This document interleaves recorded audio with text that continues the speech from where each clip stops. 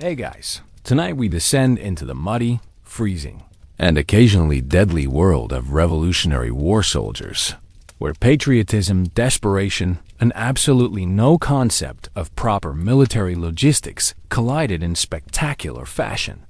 So, before you get comfortable, take a moment to like the video and subscribe, but only if you genuinely enjoy what I do here. And let me tell you, what we're diving into today makes modern military complaints about MREs look like gourmet dining critiques. Picture this. You're living in an age where your uniform was probably whatever clothes you owned when you enlisted. Your rifle might not even fire straight, and the concept of military intelligence meant hoping your commander could read a map. Maybe. In this world, signing up to fight wasn't just a patriotic duty. It was often an economic necessity, a social expectation, and frequently a one-way ticket to experiences that would make modern boot camp look like a luxury spa retreat. Let's be clear about something right off the bat. When we think of Revolutionary War soldiers today, we picture these noble, determined patriots marching in perfect formation, their pristine blue uniforms gleaming in the sunlight, muskets polished to perfection. That's right, we've romanticized the hell out of this war. The reality? Most of these guys were walking around in rags, hadn't eaten a decent meal in weeks, and were probably wondering what the hell they'd gotten themselves into. To be fair, some of them really were driven by high-minded ideals about liberty and freedom. But let's be honest here. A significant number were there because they needed the money, got peer-pressured into it, or were trying to escape debt, an unhappy marriage, or the law. Sound familiar? It's almost like humans haven't changed much. In 250 years, the American Revolution lasted 8 long years, from 1775 to 1783. That's not a quick conflict. That's nearly a decade of your life. If you thought modern deployments were tough, imagine signing up for what you thought might be a quick scuffle with the British and finding yourself still marching around in 1782, wondering if your wife even remembers what you look like. And yet, somehow, these ragtag groups of farmers, craftsmen, and ne'er-do-wells managed to defeat the most powerful military force in the world. Of course, they had help from the French, Spanish, and pretty much everyone else who hated the British at the time. But we'll get to that. What I want to explore tonight isn't the grand strategy or the famous battles you learned about in school. We're going to talk about what it was actually like to be one of these soldiers, the day-to-day reality of fighting a revolution. We're talking about the mud, the blood, the terrible food, the even worse medical care, and somehow, against all odds, the occasional moments of genuine heroism that emerged from this chaos. Meanwhile, back in Britain, King George III was probably wondering how his professional army was getting their asses kicked by what he essentially viewed as armed farmers. To be fair to George, he wasn't entirely wrong about the armed farmers part. The Continental Army was indeed largely made up of civilians who'd never seen real military action. What he underestimated was just how stubborn and resourceful desperate people could become when fighting for their homes. By 1778, 3 years into the conflict, the reality of what they'd signed up for had become crystal clear to every soldier still standing. This wasn't going to be a quick victory parade followed by a hero's welcome home. This was a grinding, brutal war of attrition that would test every limit of human endurance. Still, they kept fighting, not because they were superhuman, but because they were very human, with all the complex motivations, fears, hopes, and sheer bloody-minded determination that comes with being human. Some fought for grand ideals, others for their next meal, and most for reasons somewhere in between. If you thought the American Revolution was a clean, orderly affair conducted by gentlemen in powdered wigs, think again. This was messy, chaotic, often improvised warfare conducted by people who were making it up as they went along. And somehow, it worked. Let's start with the basics. How the hell did ordinary colonial farmers, craftsmen, and shopkeepers end up in what would become the Continental Army? The recruitment process for the Revolutionary War was about as organized as a modern-day flash mob, and often just as spontaneous. To be clear, there wasn't exactly a centralized military recruitment system in 1775. What you had instead was a patchwork of colonial militias, voluntary enlistments, and what can charitably be described as aggressive community persuasion. In many towns, if you were a young, able-bodied man and didn't volunteer when the call went out, you'd suddenly find yourself on the receiving end of some very pointed social pressure. Picture this. You're a 20-year-old farmer in Massachusetts. In April 1775, you're minding your own business, probably complaining about taxes. Some things never change. When suddenly news spreads that British troops have marched on Lexington and Concord. Your neighbors are grabbing their hunting rifles and forming up into militia companies. What do? Well, if you had any sense of self-preservation, you might have considered staying home and letting someone else deal with the British. But here's the thing. In colonial America, military service wasn't just expected. It was often legally required. Most colonies had militia laws that obligated men between certain ages to serve when called upon. Of course, these laws were about as consistently enforced as modern speed limits, but the social pressure was real. Meanwhile, the economic incentives were actually pretty compelling for many potential recruits. The Continental Congress was offering bounties for enlistment, essentially signing bonuses. In 1777, they were offering $20 for a 3-year enlistment, which might not sound like much until you realize that represented about 2 months' wages for a typical laborer. That's right. They were essentially offering a significant financial incentive to risk your life for your country. And yet, despite the bounties and social pressure, recruitment remained a constant challenge throughout the war. Let's be honest about why. Word got around about what military service actually entailed. By 1777, everyone knew someone who'd served, and the stories they brought back weren't exactly recruitment material. Oh, you want to join the Continental Army? Great. Hope you enjoy not eating regularly, marching until your feet bleed, and sleeping in the mud. Also, there's a decent chance you'll die of disease before you even see a British soldier. Sound familiar? It's the same challenge military recruiters face today, just with more accurate information spreading through social networks. But people kept signing up, for a variety of reasons that reveal the complexity of human motivation in times of crisis. Some were genuinely inspired by the ideological arguments about liberty and self-determination. These were the guys who'd read Thomas Paine's Common Sense and actually bought into the revolutionary rhetoric. Others were more practical in their motivations.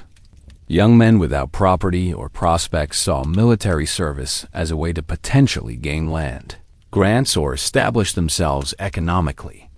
To be fair, military service has always been one of the few paths to social mobility available to people without other options. Still others were running from something: debt, unhappy marriages, legal troubles, or just the suffocating social expectations of small colonial towns.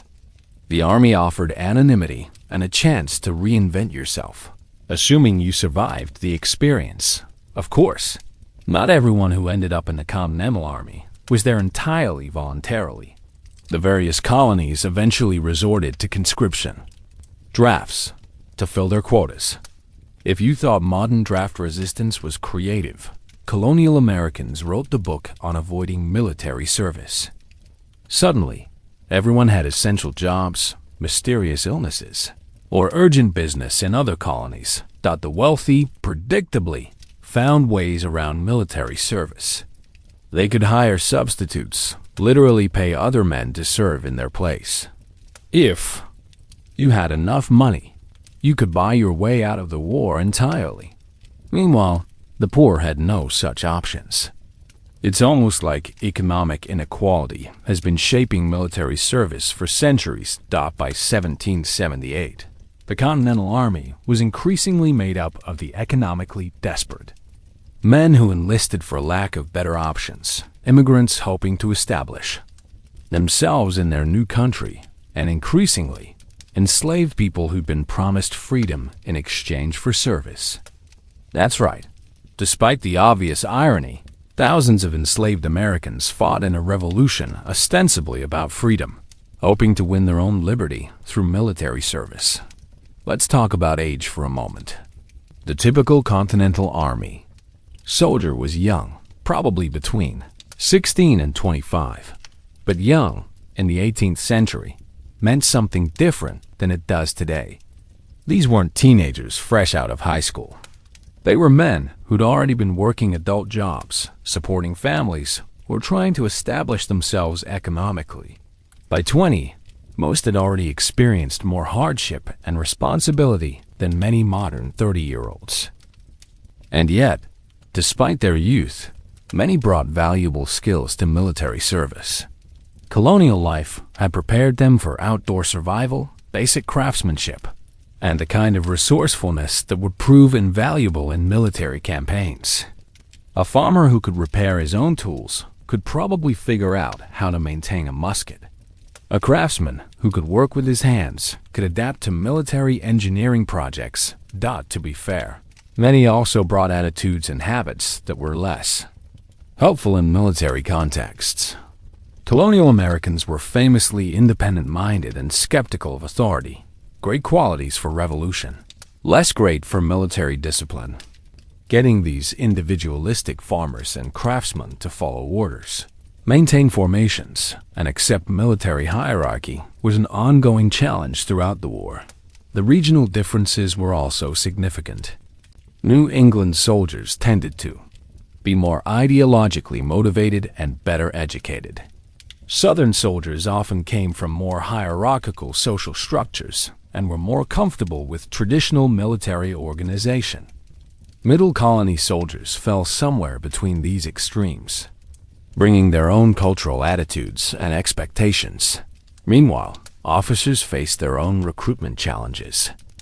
The Continental Army needed experienced military leaders, but there weren't many colonial Americans with significant military experience. Most officers were essentially learning on the job, which explains some of the, shall we say, creative, tactical decisions made during the early years of the war. If you thought modern, military leadership development was challenging, imagine trying to create an officer corps from scratch while actively fighting a war against professional soldiers with decades of experience. Still, somehow it worked. Not because the system was perfect, but because desperation, necessity, and occasional flashes of genuine competence combined to create something functional. The Continental Army never became the professional military force that Washington envisioned, but it became something uniquely American, resourceful, adaptable, and stubbornly persistent. By the end of the war, somewhere between 200,000 and 250,000 Americans had served in some military capacity. That's a significant percentage of the male population at the time. And most of them survived the experience, went home, and spent the rest of their lives telling stories about their service that grew more heroic with each telling. Of course, we'll never know how many decided that military service wasn't for them, and simply walked away. Desertion was a constant problem throughout the war, and honestly, it's hard to blame the guys who decided they'd had enough. When you're starving, freezing, and haven't been paid in months, the abstract ideals of liberty start to feel less compelling than the concrete reality of going home to your family. Now, let's talk about one of the most persistent myths about the Revolutionary War, that the Continental Army had actual uniforms. You know, those crisp blue coats with red trim that you see in every painting and Hollywood movie? That's right. We need to have a serious conversation about 18th century military fashion, or more accurately, the complete lack thereof. Let's be clear about something. When the Continental Army was first formed in 1775, there was no such thing as a standard uniform. Congress had grand plans for outfitting their soldiers in proper military attire, but as would become a recurring theme throughout this war, grand plans and actual reality were often completely unrelated. To be fair, the Continental Congress did try to establish uniform regulations. In 1775, they specified that soldiers should wear brown coats, because brown cloth was supposedly easier to obtain than other colors. By 1778, they'd switched to blue coats, because someone had apparently secured a supply of blue cloth. Meanwhile, the actual soldiers were wearing whatever they could get their hands on, which was often not much. Picture this. You're a Continental Army soldier in 1777. You enlisted wearing your best civilian clothes, because that's all you had. After 6 months of marching, camping, and fighting, those clothes are basically held together by prayer and stubbornness. The promised uniform coat never materialized. Your shoes have disintegrated, and you're starting to understand why experienced soldiers always looked like they'd been through hell. The reality is that most Continental Army soldiers spent the war wearing a combination of civilian clothes, captured British uniforms, homemade items, and whatever they could scrounge, trade, or steal. Military fashion was less about looking professional and more about not dying of exposure. And yet, the officers were obsessed with proper military appearance. George Washington, in particular, was constantly issuing orders about military dress and deportment. He believed that looking like a professional army was essential to being treated like one. Sound familiar? It's the same logic behind modern military uniform regulations. If you look professional, maybe people will take you seriously. But Washington's vision of his army's appearance and the actual appearance of his army were often hilariously different. His orders would specify proper uniform details, the correct number of buttons, the proper hat decorations, the exact shade of blue for coats, while his soldiers were literally wrapping their feet in rags because they didn't have shoes. Meanwhile, the British Army really did have proper uniforms. Those famous red coats weren't just for show. They were part of a comprehensive military supply system that ensured British soldiers were properly equipped and uniformly dressed. Of course, those red coats also made British soldiers excellent targets, but at least they looked professional while getting shot at. The uniform situation got so bad that Continental soldiers were sometimes mistaken for civilians, enemy soldiers, or deserters by their own side. If you thought modern military identification was important, imagine trying to tell friend from foe when nobody was wearing standard uniforms. To address this problem, various solutions were attempted. Some units tried to achieve uniformity by having all soldiers wear similar colored ribbons or cloth patches. Others adopted distinctive hats or modified their existing clothes in similar ways. It was military fashion by committee, and it looked exactly as chaotic as you'd expect. Let's talk about shoes for a moment, because footwear was probably the most critical uniform item that most soldiers lacked. The famous bloody footprints in the snow at Valley Forge weren't metaphorical. They were literal evidence of soldiers marching in inadequate or non-existent footwear. To be fair, 18th century shoes weren't built for extended military campaigns. Even the best civilian shoes of the era weren't designed for marching hundreds of miles on rough roads while carrying heavy equipment. Military-grade footwear required specialized construction and materials that were often unavailable or prohibitively expensive. By 1778, shoe shortages were so severe that soldiers were crafting makeshift footwear from whatever materials they could find. Raw animal hides, pieces of cloth, captured British equipment, anything that could provide some protection for their feet during march. Still, some soldiers managed to maintain relatively decent appearance throughout the war. These were usually men from wealthier backgrounds who could afford to replace worn-out items or those lucky enough to serve in units that received better supply support. Of course, the lack of proper uniforms had practical consequences beyond mere appearance. Without standardized equipment, soldiers couldn't share ammunition, spare parts, or other supplies. Different types of muskets required different ammunition, different tools for maintenance, and different techniques for operation. The ammunition problem was particularly serious. British muskets, French muskets, and American-made muskets all used slightly different-sized musket balls. A soldier carrying ammunition for a British Brown Bess couldn't share it with someone carrying a French Charville musket. It was a logistical nightmare that modern armies would find incomprehensible. Meanwhile, captured British uniforms created their own problems. While they were often better quality than anything the Continental Army could provide, wearing enemy uniforms was dangerous. Soldiers in red coats risked being shot by their own side, especially in the confusion of battle. If you thought modern military supply chains were complicated, imagine trying to outfit an army when you're making up the supply system as you go, along with no established industrial base, and while actively fighting a war. The regional differences in military dress were also significant. New England soldiers often wore locally produced clothing that reflected their region's textile traditions. Southern soldiers might wear clothing adapted to their warmer climate. Pennsylvania and New York units sometimes had access to better supplies due to their proximity to major cities and ports. And yet, gradually, something resembling military uniformity did emerge.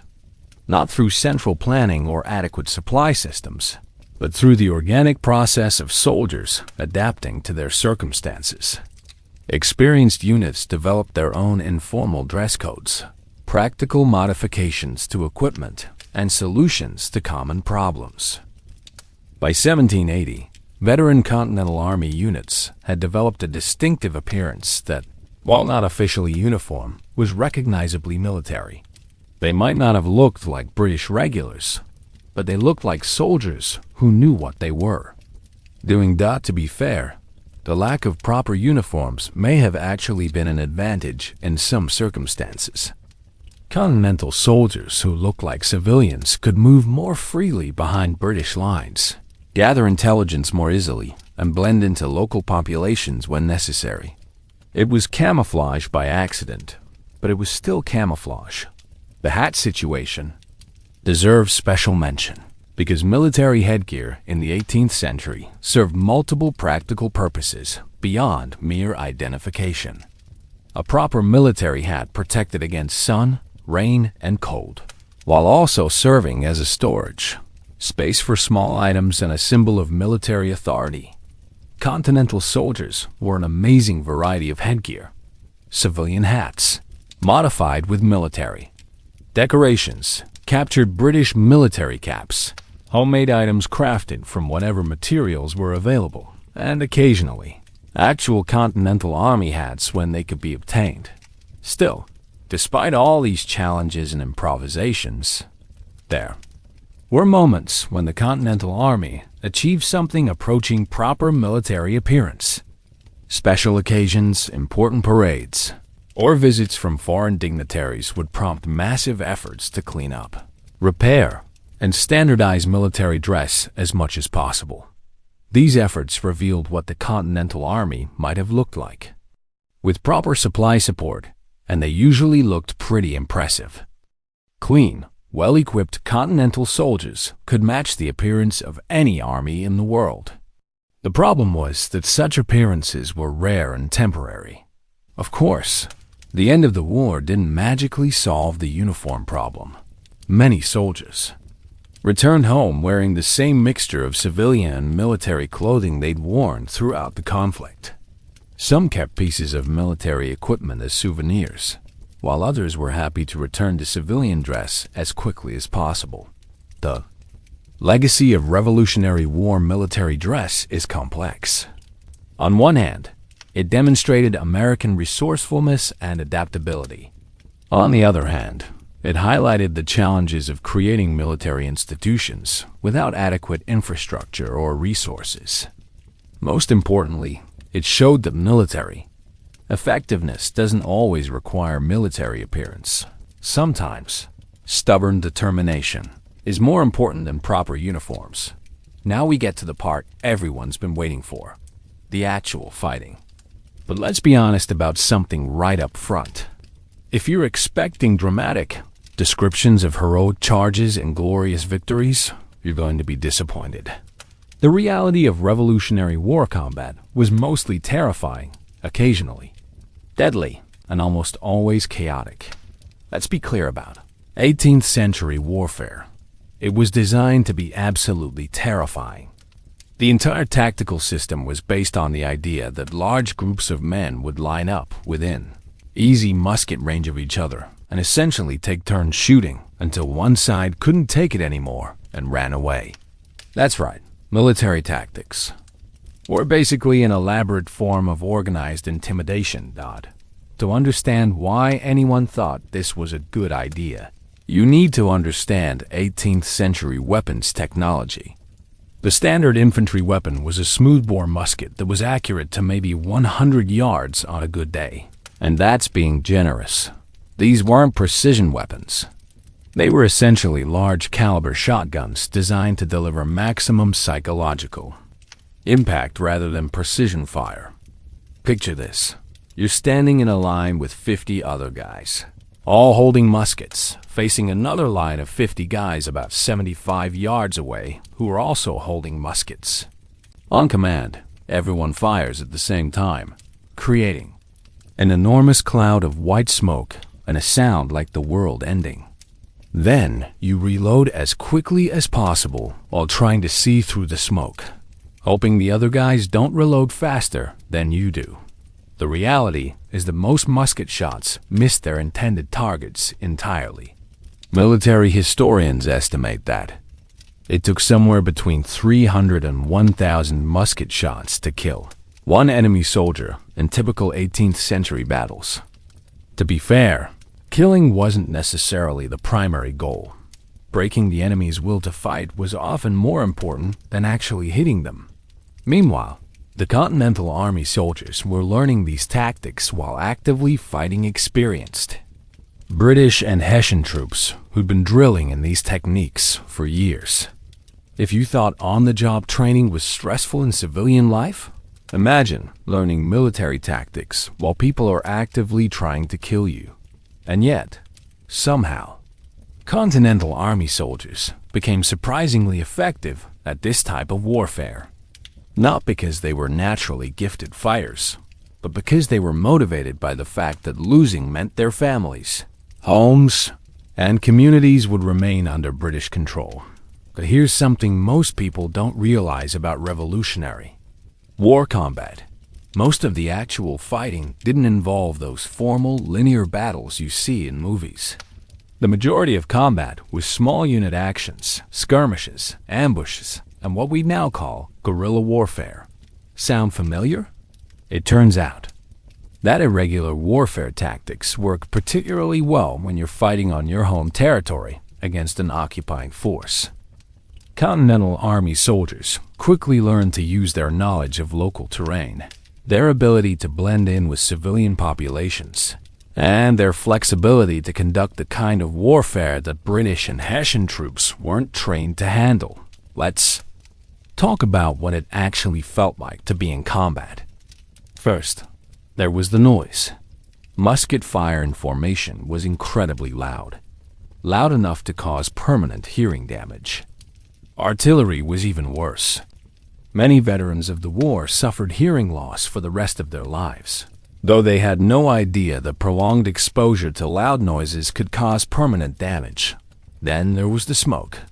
Black powder weapons produced enormous clouds of white smoke that could completely obscure the battlefield within minutes of serious fighting. Soldiers often couldn't see more than a few feet in any direction, which made coordinated tactics nearly impossible and friendly fire incidents common. To be fair, the smoke also provided concealment for tactical movements and made it harder for enemy marksmen to target specific individuals. But it also meant that battle command and control was largely guesswork once the shooting started. The physical sensations of combat were intense and often overwhelming. The recoil from firing a musket was significant.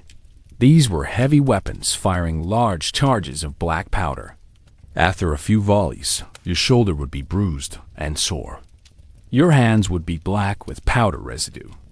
Your mouth would be dry from the stress and the acrid smoke. Still, experienced soldiers developed techniques for managing these challenges. They learned to load and fire efficiently, even under stress, to conserve their strength during long engagements, and to stay calm when everything around them was chaos. Of course, the psychological aspects of combat were even more challenging than the physical ones. Standing in formation while enemy soldiers shot at you required a level of discipline and courage that most modern people would find incomprehensible. The natural human response to being shot at is to seek cover, but 18th century tactics required soldiers to stand upright in the open, often for hours at a time. Meanwhile, officers were trying to maintain unit cohesion and discipline while also managing their own fear and uncertainty.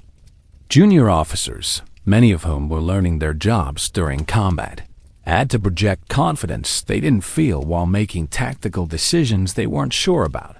If you thought modern military leadership was challenging, imagine trying to lead soldiers in combat when you'd learned your tactics from books and drill practice, with no actual combat experience to guide your decisions.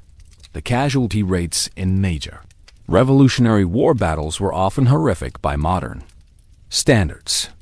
At the Battle of Bunker Hill, British forces suffered over 1,000 casualties out of about 2,400 engaged, a casualty rate of over 40%. That's right, nearly half of the British soldiers who participated in that battle were killed or wounded. And yet, soldiers continued to fight in these formations because the alternative, having your unit break and run, was often more dangerous than standing and fighting. 18th century military doctrine held that disciplined troops fighting in formation could defeat larger numbers of undisciplined enemies, and this was often proven correct in practice. But Continental Army soldiers also learned to adapt these tactics to American conditions and their own capabilities. They became skilled at fighting from cover when possible, conducting tactical retreats when necessary, and using terrain advantages that European-trained officers might overlook. The weaponry itself was constantly evolving throughout the war. Early in the conflict, many Continental soldiers carried hunting rifles instead of military muskets. These were more accurate than muskets, but much slower to reload and unsuitable for bayonet combat. To be fair, the accuracy of rifles gave American forces a significant advantage in skirmish-type fighting. A skilled rifleman could hit individual targets at ranges where musket fire was ineffective. But rifles were impractical for line-of-battle fighting because they couldn't be loaded quickly enough to maintain sustained fire. Let's talk about bayonet combat for a moment, because this was often the decisive element in 18th century battles. Once the shooting was over, battles were usually decided by which side was willing to charge with bayonets. The psychological impact of seeing a line of soldiers approaching with fixed bayonets was often enough to break enemy morale without actual hand-to-hand combat. Continental Army soldiers were initially at a severe disadvantage in bayonet fighting because many didn't have bayonets, and those who did often lacked proper training in their use. British and Hessian soldiers were extensively trained in bayonet drill and were generally superior in close combat. Still, Continental soldiers gradually became more proficient at bayonet fighting as the war progressed. More importantly, they learned to avoid situations where bayonet combat was likely, preferring to use their advantages in marksmanship and local knowledge to fight on terms that favored their strengths. Of course, combat wasn't just about formal battles. Much of the fighting in the Revolutionary War involved raids, ambushes, and small unit actions that required different skills and tactics than line-of-battle combat. Meanwhile, the psychological toll of repeated combat was severe. Though 18th century, people had no understanding of what we'd now call post-traumatic stress. Soldiers who survived multiple battles often displayed symptoms that would be recognizable to modern veterans. Difficulty sleeping, hypervigilance, emotional numbness, and problems readjusting to civilian life. By 1779, many Continental Army veterans had developed the kind of battlefield experience and instincts that made them formidable opponents even for professional European soldiers. They might not have looked like traditional military units, but they'd learned to fight effectively under American conditions against professional enemies. And yet, despite all the training and experience, combat remained unpredictable and often decided by factors beyond anyone's control. Weather, supply problems, communication failures, or simple bad luck could determine the outcome of battles, regardless of tactical skill or strategic planning. The artillery component of Revolutionary War battles was particularly terrifying for infantry. Cannon fire could kill or maim multiple soldiers with a single shot, and the sound of incoming artillery was distinctive and fear-inducing. Continental soldiers learned to recognize different types of artillery fire and to take appropriate defensive measures when possible. Still, artillery was less common and generally less effective in the Revolutionary War than in later conflicts. Most battles were decided by infantry combat, and artillery was often used more for psychological effect than for causing massive casualties. If you thought modern combat was stressful, imagine fighting with weapons that were unreliable, tactics that were inflexible, medical care that was primitive, and communication systems that were essentially non-existent. And yet, somehow, Continental Army soldiers learned to be effective in this environment. The end result was that by the later years of the war, experienced Continental Army units could hold their own against any troops in the world. Not because they were superhuman, but because they'd learned to fight smart, use their advantages, and avoid their disadvantages. They might not have been the most professional army in the world, but they were professional enough to win. So you've survived your first battle. Congratulations. Now comes the really challenging part: living in military camps for months or years at a time. Because let's be honest, for every day spent in actual combat, Revolutionary War soldiers spent weeks or months in camp, and camp life was often more dangerous than fighting. Let's be clear about something. When we say military camp, don't picture modern military bases with barracks, mess halls, and proper sanitation facilities. What we're talking about is essentially a temporary city of tents, huts, and improvised shelters that sprang up wherever the army happened to stop for more than a few days. To be fair, the Continental Army did try to follow proper military procedures for establishing camps. There were regulations about tent spacing, sanitation, security, and organization. But as usual with the Continental Army, the gap between official procedures and actual practice was often vast. Picture this. You're a Continental soldier in the winter of 1777 to 78 at Valley Forge. You're living in a hut that you and your tent mates built yourselves out of whatever materials you could scrounge. The walls are made of logs, chinked with mud and clay. The roof is covered with whatever you could find: bark, canvas, boards, or just more mud. There's no floor except the bare earth. No windows except holes you've cut in the walls, and heating comes from a fireplace you've improvised from stones. That's right. Valley Forge wasn't a pre-existing military installation. It was just an area of Pennsylvania where Washington decided to spend the winter. The soldiers had to build their own shelter from scratch in winter, while inadequately clothed and fed. And yet, somehow, most of them survived the winter and emerged as a more professional and capable army. Not because the conditions were good, but because they learned to adapt, improvise, and support each other through extreme hardship. Meanwhile, officers lived in somewhat better conditions, but better is relative. Senior officers might have actual tents instead of self-built huts, and they usually had enlisted men assigned to help with cooking and maintenance. But they were still living outdoors in 18th century conditions, which meant dealing with the same basic challenges of shelter, warmth, food, and sanitation. Sound familiar? It's the same basic hierarchy that exists in modern militaries, just with lower overall standards of living for everyone involved. Let's talk about daily routine, because camp life wasn't just sitting around waiting for the next battle.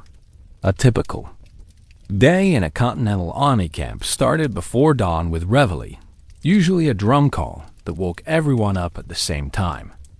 Then came roll call, where officers checked to make sure everyone was present and accounted for. To be honest, morning roll call was often an exercise in creative accounting.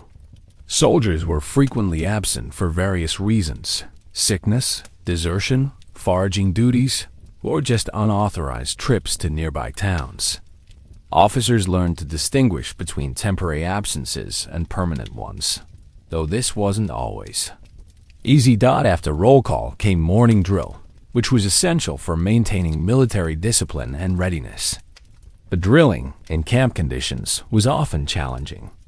The ground might be muddy, frozen, or uneven. Equipment was often in poor condition, and soldiers who were hungry, cold, or sick weren't always enthusiastic about practicing military maneuvers. Still, drill served important purposes beyond just military training. It provided structure to the day, maintained unit cohesion, and gave soldiers something to focus on besides their immediate discomfort.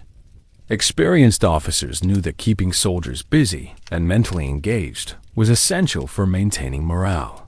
Of course, much of the daily routine in camp involved basic survival activities that aren't typically associated with military life.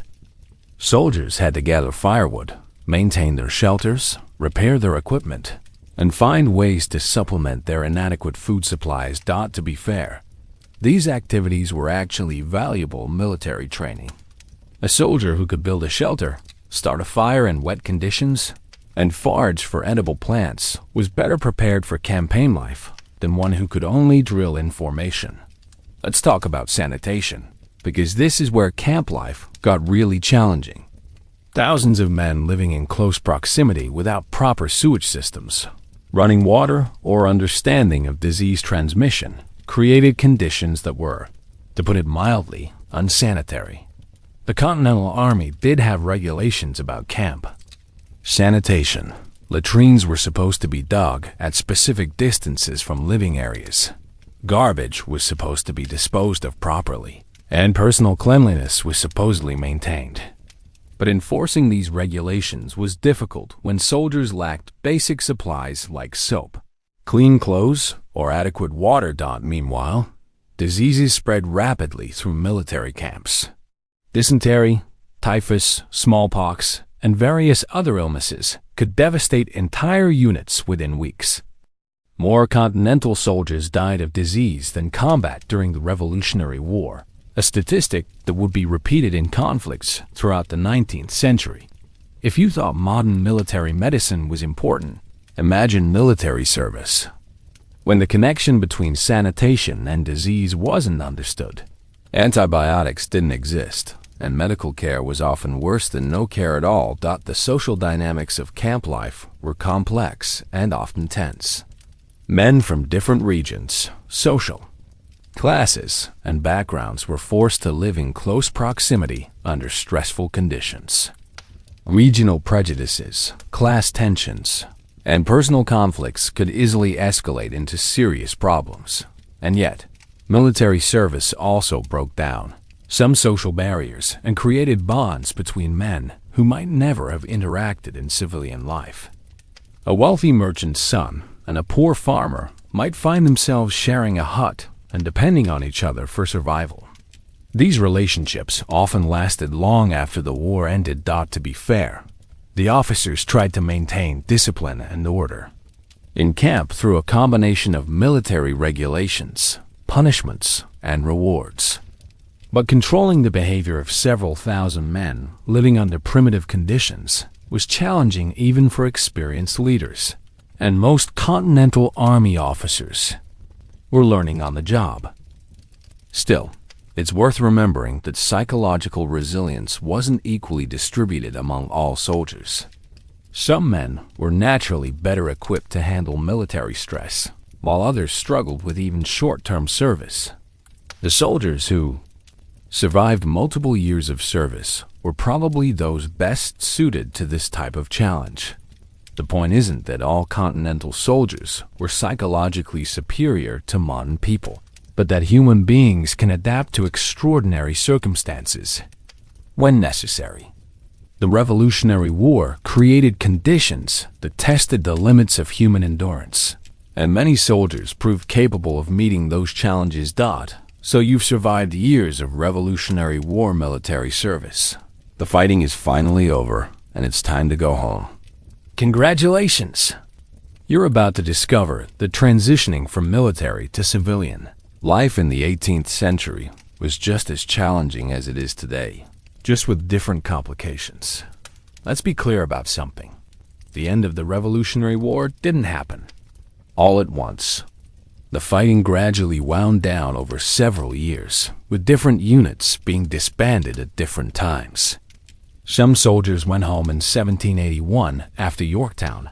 Others served until 1783 when the peace treaty was signed, and a few remained in service even longer. To be fair, this gradual demobilization was probably better for both the soldiers and civilian society than suddenly releasing hundreds of thousands of veterans all at once. But it also meant that the transition from war to peace was a long, uncertain process that created its own challenges. Picture this. You're a Continental Army veteran, returning to your home community after 4 years of military service. You're probably wearing worn-out military clothing, carrying whatever possessions you could accumulate during your service, and walking because you have no money for transportation. That's right. Most Revolutionary War veterans returned home with essentially nothing except their personal equipment, and whatever pay they might eventually receive, which often turned out to be nothing at all. Meanwhile, your home community has changed during your absence. People have died, been born, married, or moved away. Economic conditions have shifted. Political allegiances may have changed. You're returning to a place that's familiar but different, and you've been changed by your experiences in ways that may not be immediately apparent. And yet, most veterans successfully readjusted to civilian life and became productive members of their communities. Not because the transition was easy, but because they developed resilience and adaptability that served them well in any circumstance. Sound familiar? It's the same challenge that modern veterans face when returning from deployment, just complicated by the fact that there were no formal support systems for helping with the transition. Let's talk about the economic challenges facing Revolutionary War veterans, because most return home to find themselves in difficult financial situations. Military pay had been irregular and often unpaid entirely. Promised bonuses and land grants might never materialize. Years of military service meant lost income and neglected economic opportunities. To be honest, many veterans found themselves worse off economically than when they'd enlisted. The revolution had disrupted normal economic activity, created inflation and currency problems, and left many communities struggling financially.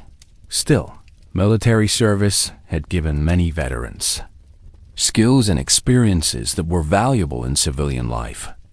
They'd learned leadership, organization, and problem-solving skills. They'd gained experience working with diverse groups of people. They developed confidence and resilience that helped them tackle civilian challenges. Of course, the skills that made someone an effective soldier weren't always directly applicable to civilian occupations. Knowing how to load and fire a musket didn't help much with farming or craftsmanship. Military discipline and hierarchy were different from civilian. Work relationships. Meanwhile, the psychological adjustment to civilian life was often more challenging than the economic aspects.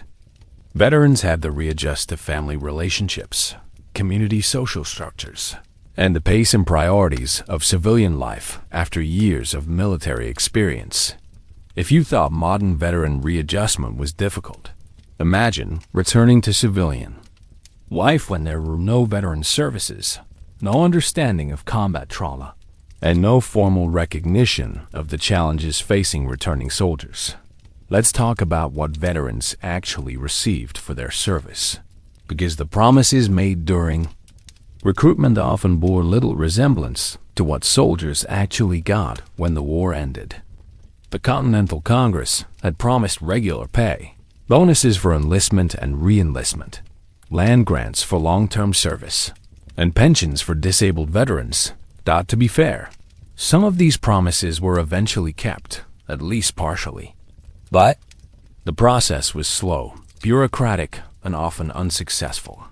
Many veterans spent years trying to collect pay and benefits they'd been promised, and many never received anything at all. Still, the very fact that there were formal promises of veteran benefits represented an important precedent in American military policy.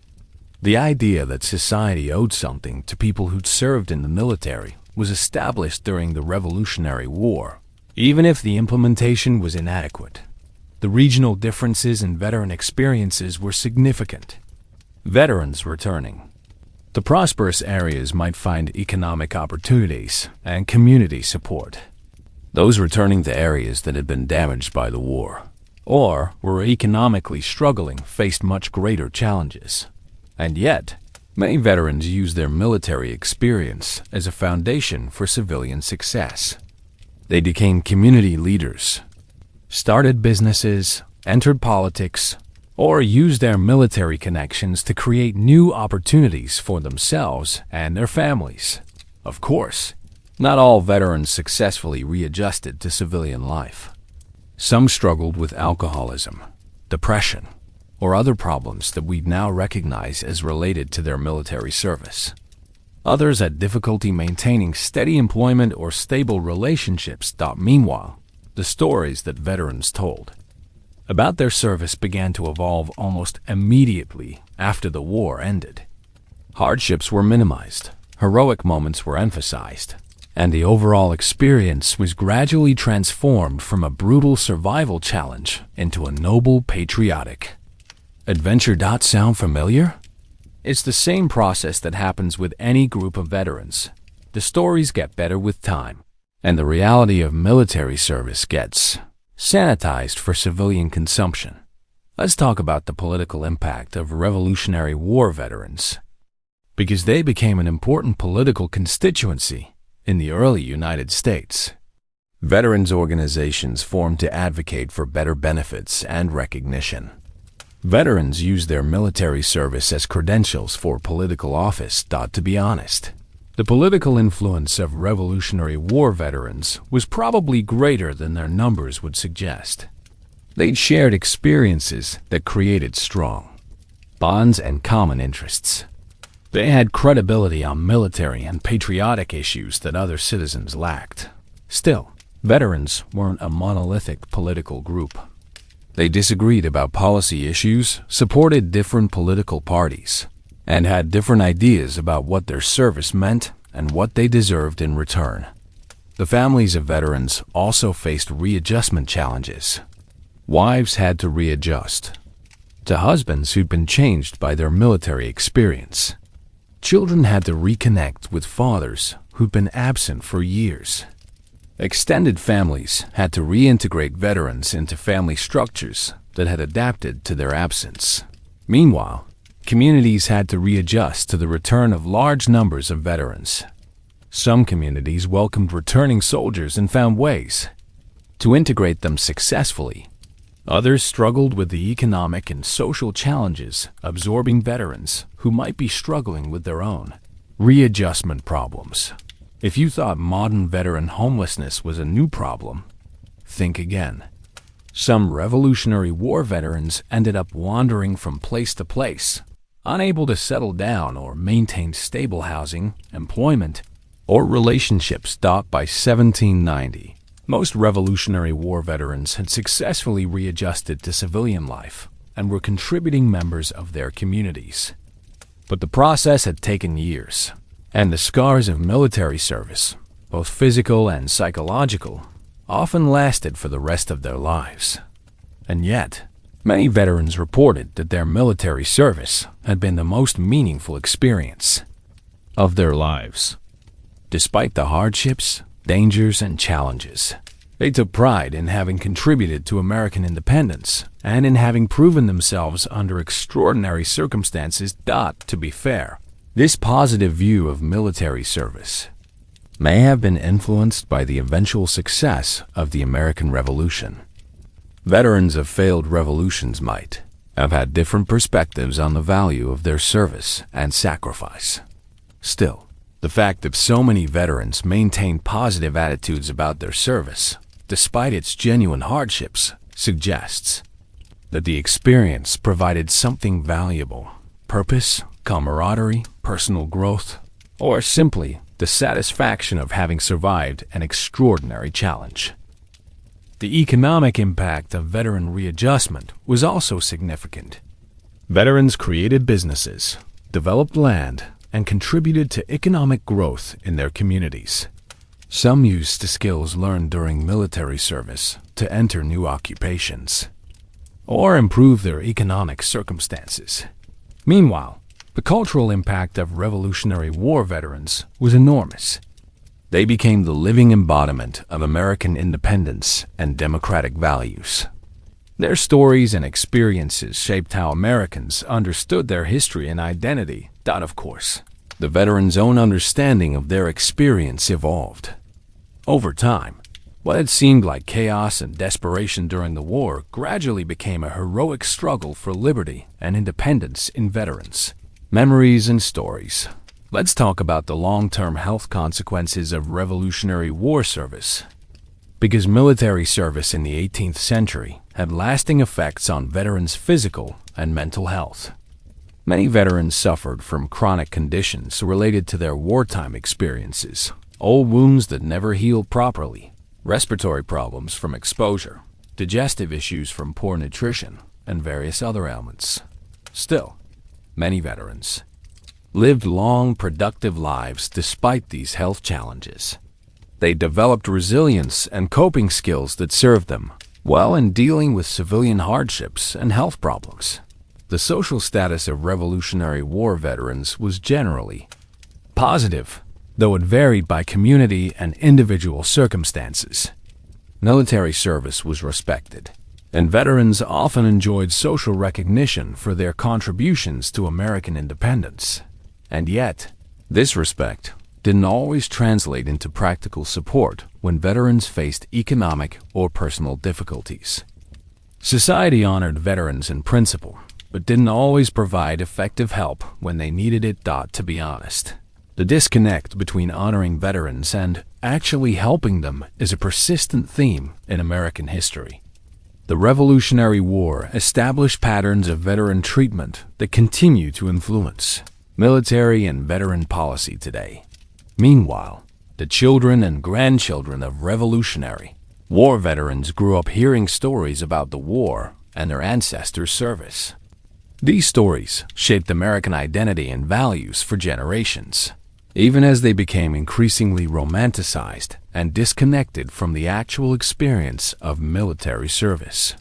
If you thought modern military families face challenges related to deployment and readjustment, imagine those same challenges without any formal support systems, professional counseling, or understanding of the psychological impact of military service. The end result was that Revolutionary War veterans became an important part of early American society and politics.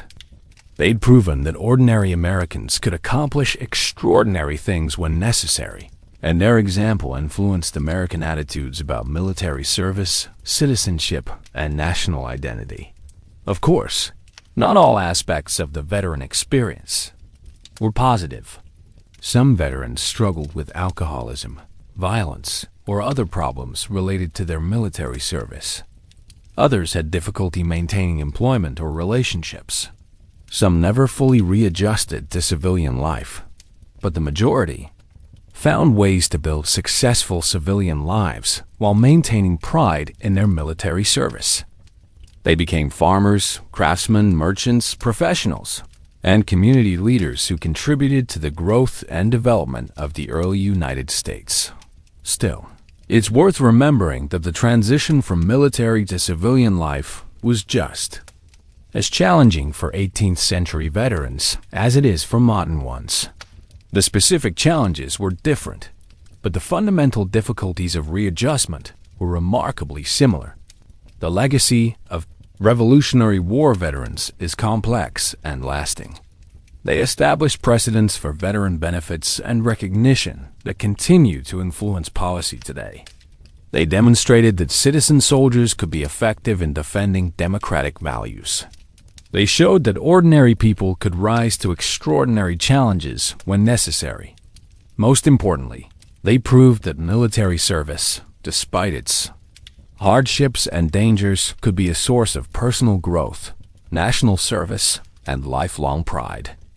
Their example continues to influence how Americans think about military service and its place in democratic society. Now, before we wrap this up completely, we need to talk about a group of people who were absolutely essential to the Continental Army's survival but rarely get mentioned in history books: the support personnel and camp followers.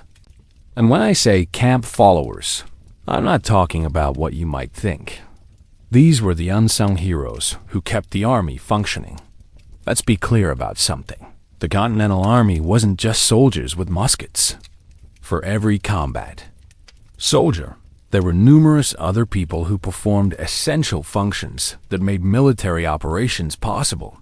Cooks, teamsters, blacksmiths, carpenters, tailors, cobblers, and dozens of other specialists were crucial to Army operations. To be fair, the distinction between soldier and support personnel was often blurry in the Continental Army.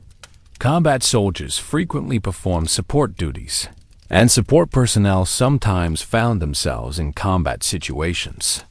Military specialization wasn't as rigid as it would become in later eras. Picture this. You're a blacksmith who's been contracted to travel with the Continental Army to maintain weapons, repair equipment, and shoe horses. You're not technically a soldier, but you're living under the same conditions, facing the same dangers, and dealing with the same supply problems as the combat troops. That's right. These support personnel often endured the same hardships as soldiers, without receiving the same recognition or, often, the same pay and benefits. Meanwhile, the camp followers were an even more complex and essential group. These include soldiers' wives and children, civilian contractors, merchants, and various other people who attached themselves to the Army for economic, personal, or survival reasons. And yet camp followers were often viewed with suspicion by military authorities who saw them as potential security risks, drains on limited resources, or sources of discipline problems. The reality was that camp followers often provided essential services that the Army couldn't provide for itself. Sound familiar?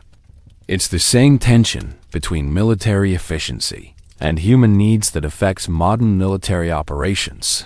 Let's talk about the women who traveled with the Continental Army, because their contributions were enormous and largely unrecognized. Some were soldiers' wives who followed their husbands rather than be left alone for years. Others were independent businesswomen who saw opportunities to provide needed services to the Army. To be honest, women camp followers often performed the most essential and dangerous support functions.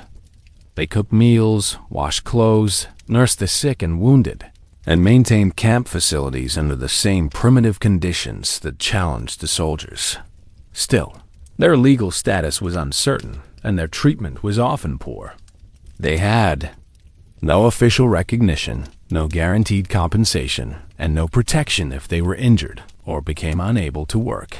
Of course, some women disguised themselves as men and served as actual soldiers. The famous cases like Deborah Sampson get attention, but there were probably others whose deception was never discovered. Military medical examinations were minimal, and as long as someone could perform military duties, questions weren't asked. Meanwhile, children in military camps faced unique challenges. Some were soldiers' children who traveled with their families. Others were orphans or runaways who attached themselves to military units for protection and survival. If you thought modern military family life was challenging, imagine children growing up in 18th century military camps with inadequate food, primitive sanitation, constant danger, and no formal education or stable living arrangements. Let's talk about the economic ecosystem that developed around Continental Army camps, because these temporary military communities created complex networks of trade, service, and mutual support. Civilian merchants would follow the army to sell supplies that weren't available through official channels. Soldiers would trade military equipment for civilian goods. Camp followers would provide services in exchange for food, protection, or other compensation. To be fair, military authorities tried to regulate these economic activities, but their control was limited. Soldiers and camp followers developed informal economic systems that operated parallel to official military supply networks. Still, these informal systems often provided essential goods and services that the official military supply system couldn't deliver. A civilian merchant might have shoes when the army quartermaster had none. A camp follower might be able to cook a decent meal from ingredients that would stump military cooks. The transportation and logistics personnel deserve special mention because they made military movement possible. Teamsters drove the wagons that carried supplies, ammunition, and equipment. Boatmen transported materials across rivers and along waterways.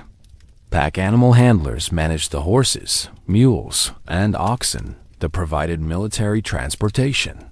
And yet, these essential personnel often worked under terrible conditions with inadequate compensation and little recognition.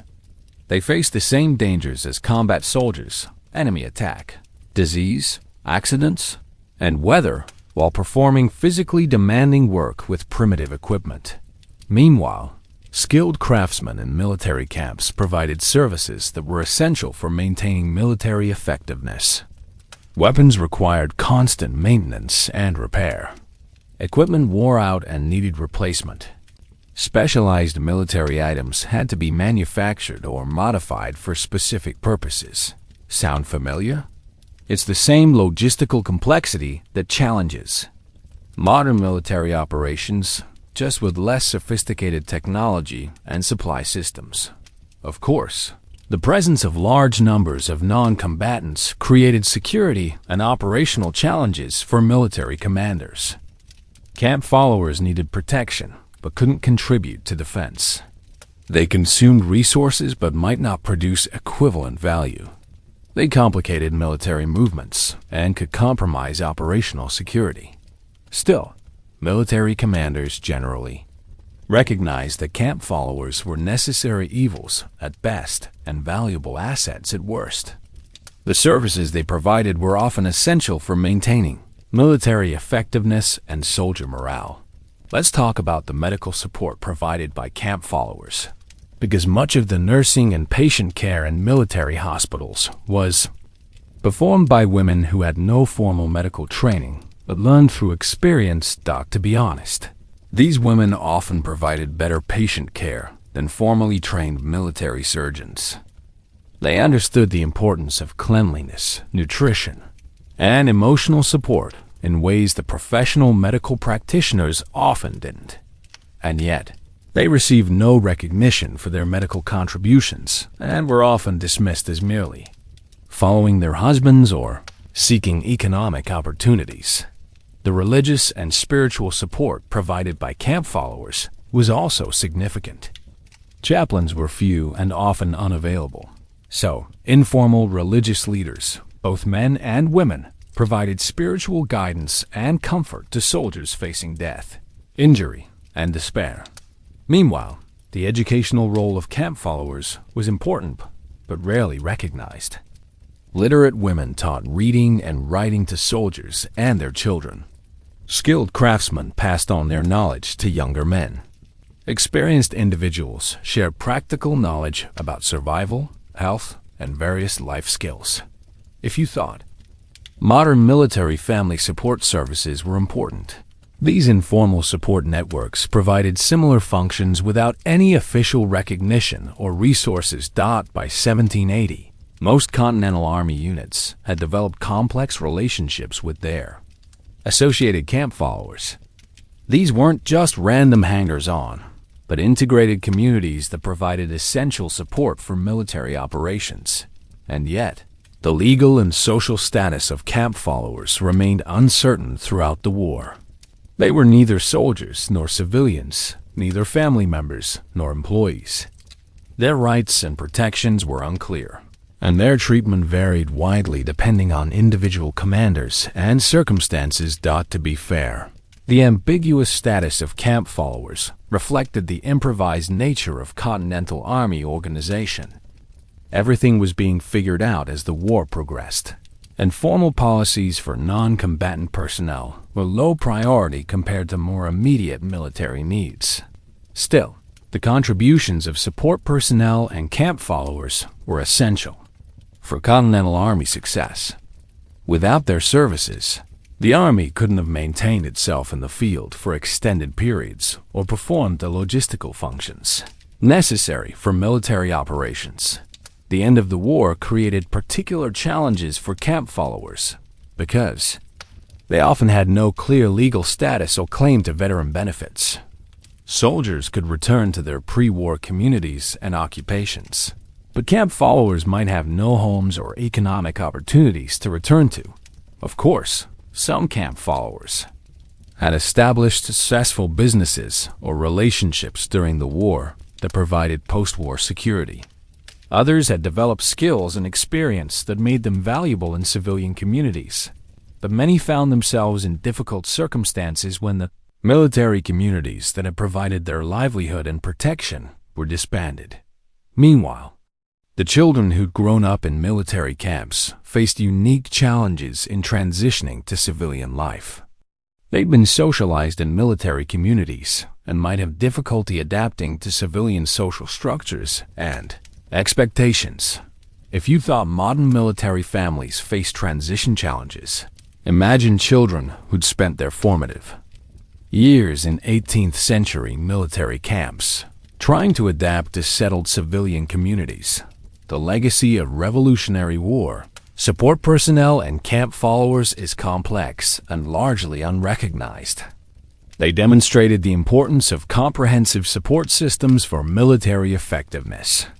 They showed how civilian and military communities could develop mutually beneficial relationships. They proved that non-combatants could make essential contributions to military success. Still, their experiences also highlighted the challenges facing people who don't fit neatly into established social and legal categories. Camp followers were essential but unrecognized, valuable but vulnerable, necessary but often unwanted. To be honest, the treatment of support personnel and camp followers during the Revolutionary War established patterns that continue to influence how we think about civilian contractors, military families, and other non-combatants associated with military operations. And yet, their stories remind us that military success depends on much more than just combat soldiers. The cooks, craftsmen, teamsters, merchants, wives, and children who supported the Continental Army were just as essential to American independence as the soldiers who carried MUSKETS. Now, let's talk about something that often gets overlooked: In American-centric accounts of the Revolutionary War, this wasn't just an American conflict. It was a global war involving multiple European powers, and the Continental Army included significant numbers of foreign soldiers, whose experiences were quite different from their American comrades. Let's be clear about something. The Revolutionary War was really part of a larger global conflict between Britain and its European rivals, particularly France and Spain. The American colonies were just one theater in a worldwide struggle for colonial and commercial dominance. To be fair, this global context was essential for American success. Without French military and financial support, Spanish assistance, and Dutch trade, the Continental Army probably couldn't have sustained itself long enough to achieve victory. Picture this. You're a French volunteer serving in the Continental Army in 1779. You've crossed the Atlantic to fight for American independence. But your motivations are quite different from your American comrades. You might be seeking military advancement, political change in France, or simply adventure and glory. That's right. Foreign volunteers brought different perspectives, motivations, and experiences to the Continental Army, and their presence significantly affected the character and capabilities of American forces. Meanwhile, the most famous foreign volunteers, like Lafayette, Baron von Steuben, and Pulaski, get most of the historical attention, but there were thousands of other foreign soldiers whose contributions were equally important but less well known. And yet, the integration of foreign soldiers into the Continental Army wasn't always smooth. Language barriers, cultural differences, different military traditions, and varying levels of commitment to American independence created tensions and complications. Sound familiar? It's the same challenges that modern multinational military forces face when trying to integrate personnel from different countries and military traditions. Let's talk about the French volunteers first, because they were probably the largest and most significant group of foreign soldiers in the Continental Army. Some were idealistic young aristocrats seeking military glory and political reform. Others were professional soldiers looking for advancement opportunities that weren't available in the French army. To be honest, many French volunteers were disappointed by what they found in America. They expected to find a professional army, fighting for noble ideals, and instead encountered ragged soldiers struggling for basic survival.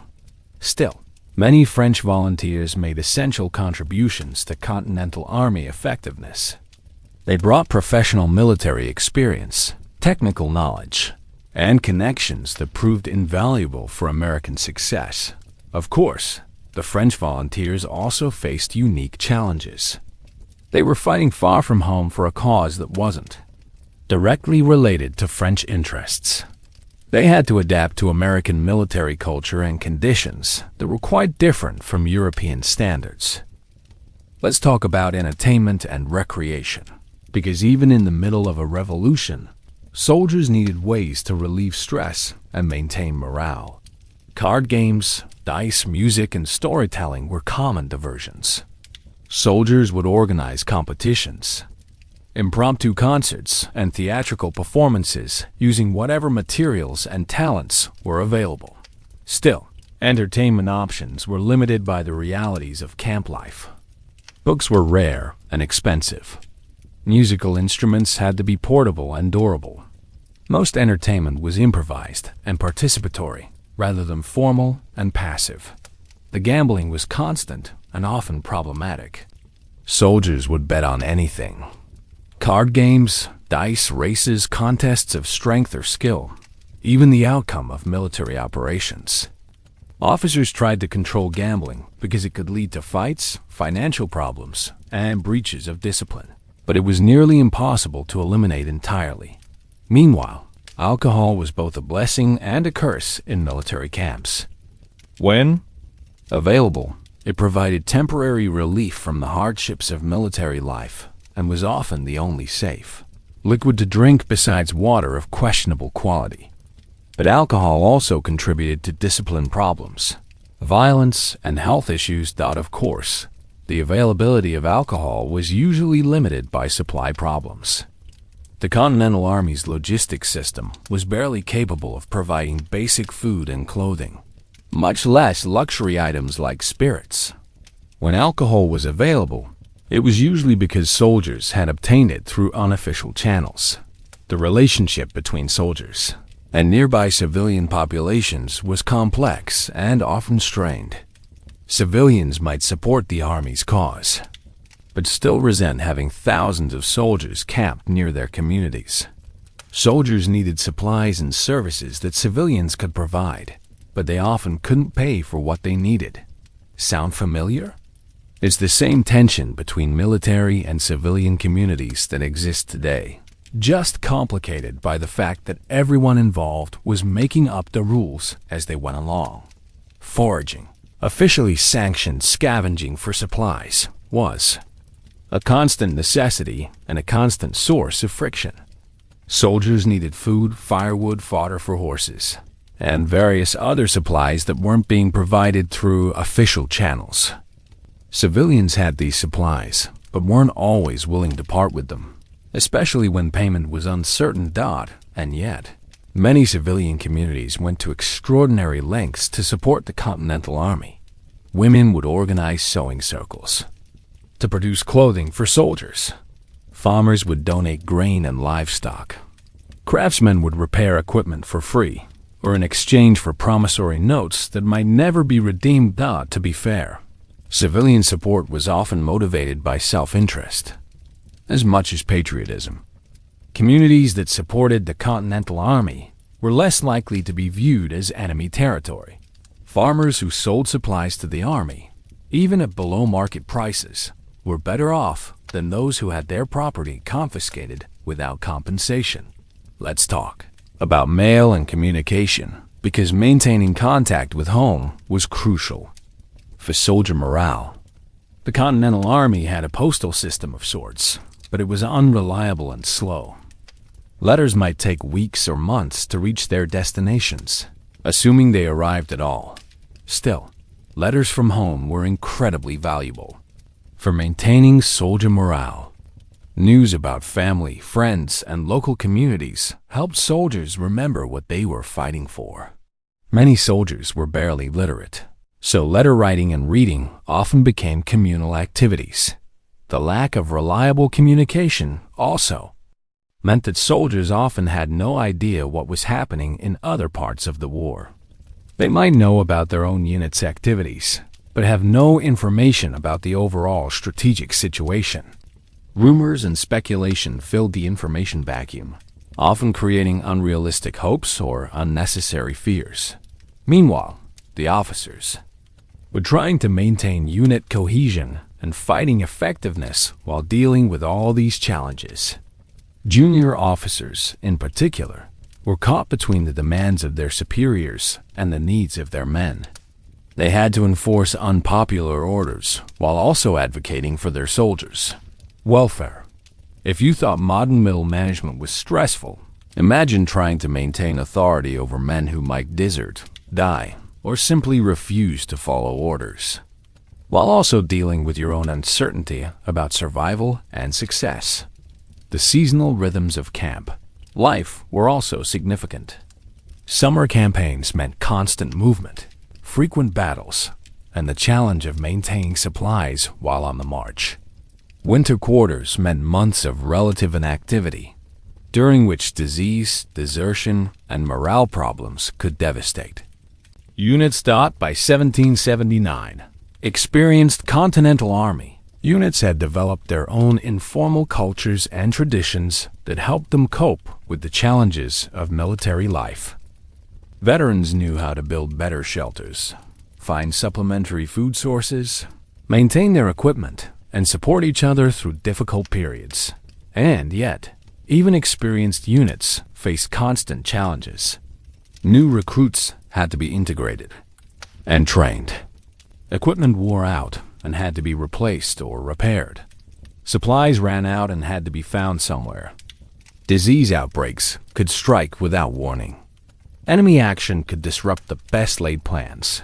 Still, somehow, the Continental Army survived years of this kind of existence and eventually became an effective fighting force.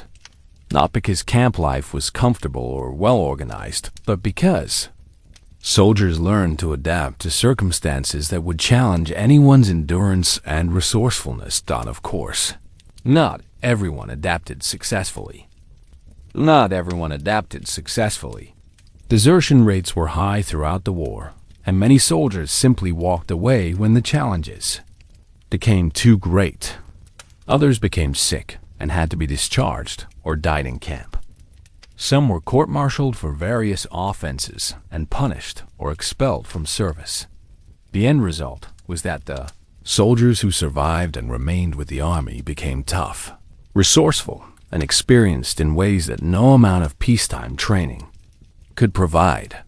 They might not have looked like professional soldiers, but they'd learned to function effectively under conditions that would break most modern people. Now, we come to one of the most persistent and serious problems faced by Continental Army soldiers: feeding themselves. And when I say feeding themselves, I mean it literally, because the Continental Army's supply system was so unreliable that soldiers often had to find their own food or go hungry. Let's be clear about the scope of this problem.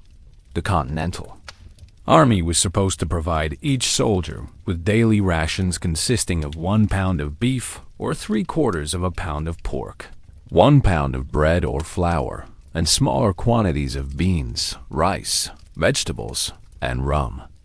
That's right. There were official regulations specifying exactly what soldiers should receive each day. To be fair, these rations were actually pretty generous by 18th century standards. A pound of meat and a pound of bread per day, plus supplementary items, would have provided adequate nutrition for men engaged in heavy physical activity. The problem wasn't the regulations. It was actually getting the food to the soldiers. Picture this. You're a Continental soldier in 1778, and you haven't received full rations in 3 weeks. Your last substantial meal was 2 days ago, and that consisted of some moldy bread and whatever edible plants you could find while foraging. Your stomach is cramping from hunger. You're weak from malnutrition, and you're supposed to be ready to march or fight at a moment's notice. Sound familiar? It's the same logistical challenge that armies face today, just without trucks, refrigeration, or global supply chains to make it manageable. The fundamental problem was that the Continental Congress had no reliable way to purchase, transport, or distribute food to the army. They had limited funds, no established supply infrastructure, and were operating in territories where local production was often insufficient to feed large numbers of additional people. Meanwhile, the British Army had a well-established supply system that could transport food from Britain, purchase supplies from local populations, and maintain stockpiles in secure locations. Of course, their supply lines were vulnerable to American attacks, but at least they had supply lines. And yet, Continental soldiers developed remarkable resourcefulness in finding food when official supplies weren't available. They became skilled foragers, capable of identifying edible plants, hunting small game, and finding ways to supplement their meager rations. But let's talk about what foraging actually meant in practice. It wasn't just wandering around looking for berries and nuts. Military foraging was an organized activity that involved searching civilian properties for grain, livestock, vegetables, and other foodstuffs that could be requisitioned for military use. To be honest, the line between foraging and stealing was often unclear. Soldiers were supposed to provide receipts or payment for supplies they took from civilians, but they often lacked money or proper authorization. Civilians were supposed to be compensated later by the Continental Congress, but many never received payment. Still, many civilian communities made genuine efforts to support the Continental Army's food needs. Farmers would donate grain or livestock. Women would organize community efforts to bake bread or cook meals for soldiers. Local officials would help coordinate supply efforts. Of course, civilian support was limited by the reality that most colonial communities produced just enough food for their own needs. Feeding an additional 1,000 or more soldiers required resources that simply weren't available in many areas. Let's talk about food preservation, because this was a critical challenge in an era before refrigeration. Meat had to be salted, smoked, or dried to prevent spoilage. Grain had to be kept dry and protected from rodents. Vegetables had to be consumed quickly or preserved through techniques like pickling. The preservation process itself often made food less palatable and less nutritious. Salted meat was incredibly salty and tough. Dried vegetables lost most of their vitamin content. Grain that had been stored for months might be infested with insects or contaminated with mold. Meanwhile, cooking facilities in military camps were primitive and often inadequate. Soldiers might have access to large kettles for making stew, but individual cooking was usually done over open fires, using whatever pots and utensils soldiers could provide for themselves. If you thought modern military food was bad, imagine trying to prepare meals with spoiled ingredients, primitive cooking equipment, and no understanding of nutrition or food safety. The regional differences in food availability were significant. New England soldiers might have access to fish, maple syrup, and dairy products. Southern soldiers could sometimes obtain rice, sweet potatoes, and different varieties of game. Pennsylvania and New York offered grain, livestock, and vegetables for more productive agricultural areas. And yet, regardless of regional differences, hunger was a constant problem throughout the Continental Army, even in areas with good agricultural production. The challenge of feeding thousands of additional people often exceeded local capacity. To be fair, the Continental Congress did make serious efforts to address food supply problems. They appointed commissary generals, established procurement procedures, and tried to coordinate with state governments to ensure adequate supplies. But their limited authority and financial resources made these efforts largely ineffective. Let's talk about the psychological impact of chronic hunger, because this affected every aspect of military life. Hungry soldiers had difficulty concentrating, became irritable and prone to conflicts, and were more susceptible to disease and injury. Morale problems related to food shortages contributed to desertion and discipline issues. Still, soldiers developed coping strategies for dealing with hunger and food scarcity. They learned to stretch small amounts of food over longer periods, to identify and prepare alternative food sources, and to share resources with their comrades. The social dynamics around food in military camps were complex.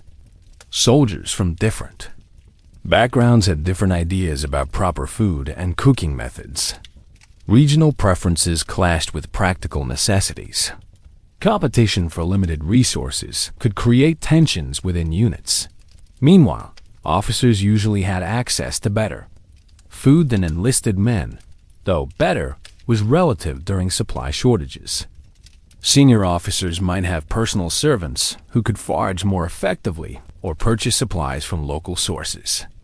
But even officers sometimes went hungry when supply problems were severe. Of course, the enemy situation affected food supplies significantly. When the Continental Army was operating in territory controlled by the British, foraging became dangerous and difficult.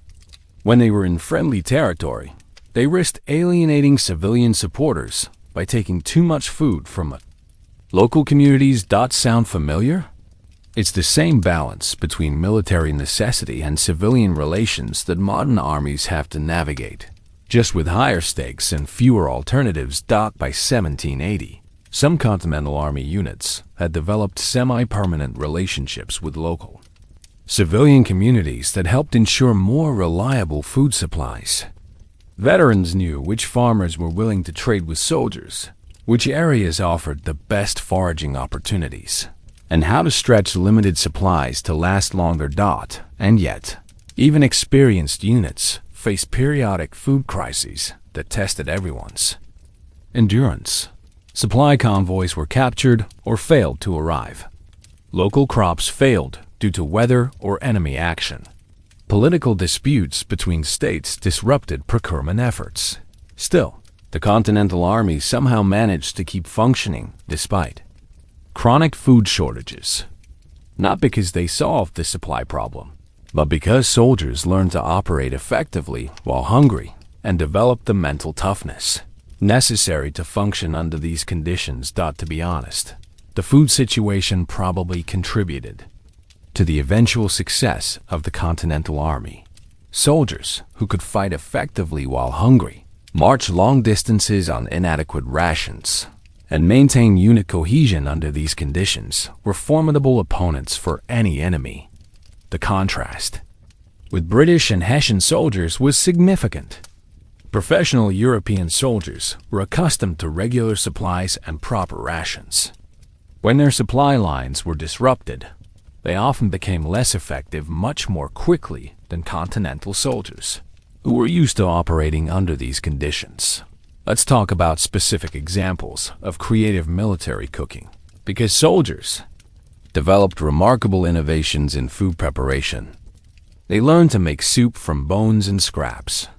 They discovered ways to make edible meals from grain that was barely fit for animal feed.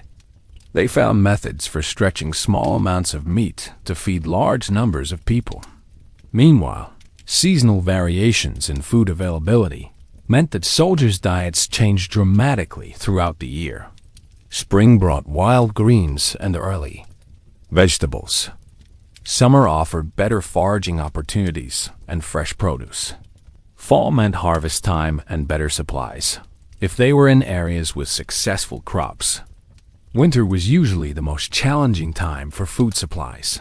If you thought modern military logistics were complicated, imagine trying to feed an army when you had no idea where your next meal was coming from, no reliable transportation system, and no ability to preserve food for extended periods. The end result was that Continental Army soldiers developed an intimate relationship with hunger that most modern people would find incomprehensible. They learned to function while malnourished, to find food in unlikely places, and to appreciate even small amounts of poor quality food. Of course, this came at a cost. Many soldiers suffered permanent health problems related to malnutrition. Others were weakened by hunger and became more susceptible to disease and injury. Some simply couldn't endure the constant food shortages and deserted or died. But those who survived learned lessons about resourcefulness, persistence, and mutual support that served them well throughout their lives. They also developed a deep appreciation for adequate food that lasted long after the war ended. Still, it's worth remembering that the food situation wasn't equally difficult for all soldiers throughout the entire war. Some units were better supplied than others. Some regions offered better foraging opportunities. Some periods were better than others for food availability. The point isn't that all Continental soldiers were constantly starving, but that food insecurity was a persistent challenge that affected military operations, soldier morale, and overall effectiveness of the army. It was one more factor that soldiers had to overcome in order to achieve victory. Now, we reach what might be the most terrifying aspect of Revolutionary War military service: what passed for medical care in the 18th century. And when I say terrifying, I mean that getting sick or wounded was often more dangerous than facing the enemy in battle. Let's be clear about it. 18th century medical knowledge. Doctors had essentially no understanding of germ theory, antiseptics, anesthesia, or most of the basic principles that modern medicine takes for granted. Medical treatment was based on theories that were often completely wrong and practices that frequently made patients worse rather than better. To be fair, some 18th century medical practitioners were skilled and knowledgeable within the limitations of their era, but the gap between what they thought they knew and what actually worked was vast, and soldiers paid the price for this ignorance. Picture this: You're a continental soldier who's been shot in the leg during a skirmish. The musket ball has shattered your femur and there's significant bleeding. You're carried to the regimental surgeon, who examines your wound with unwashed hands using instruments that haven't been cleaned since the last patient. That's right. The concept of sterilization was completely unknown. Surgeons routinely used the same instruments on multiple patients without cleaning them, performed operations in unsanitary conditions, and had no understanding of how infections spread. The surgical procedures themselves were brutal by modern standards. Amputation was the standard treatment for serious limb wounds, partly because surgeons lacked the knowledge and tools to repair complex injuries, and partly because infected limbs would kill patients if not removed. And yet, many patients survived these operations, not because of medical skill, but despite medical incompetence. Human beings are remarkably resilient, and some people can survive almost anything with enough determination and luck. Meanwhile, anesthesia consisted of giving patients alcohol, opium if it was available, or having them bite on leather straps during operations. Most surgical procedures were performed on conscious patients who had to endure excruciating pain while surgeons worked. If you thought modern medical procedures were uncomfortable, imagine having a limb amputated while fully conscious, with nothing but whiskey to dull the pain, using saws and knives that might not even be sharp. Let's talk about the most common killer in military camps: disease.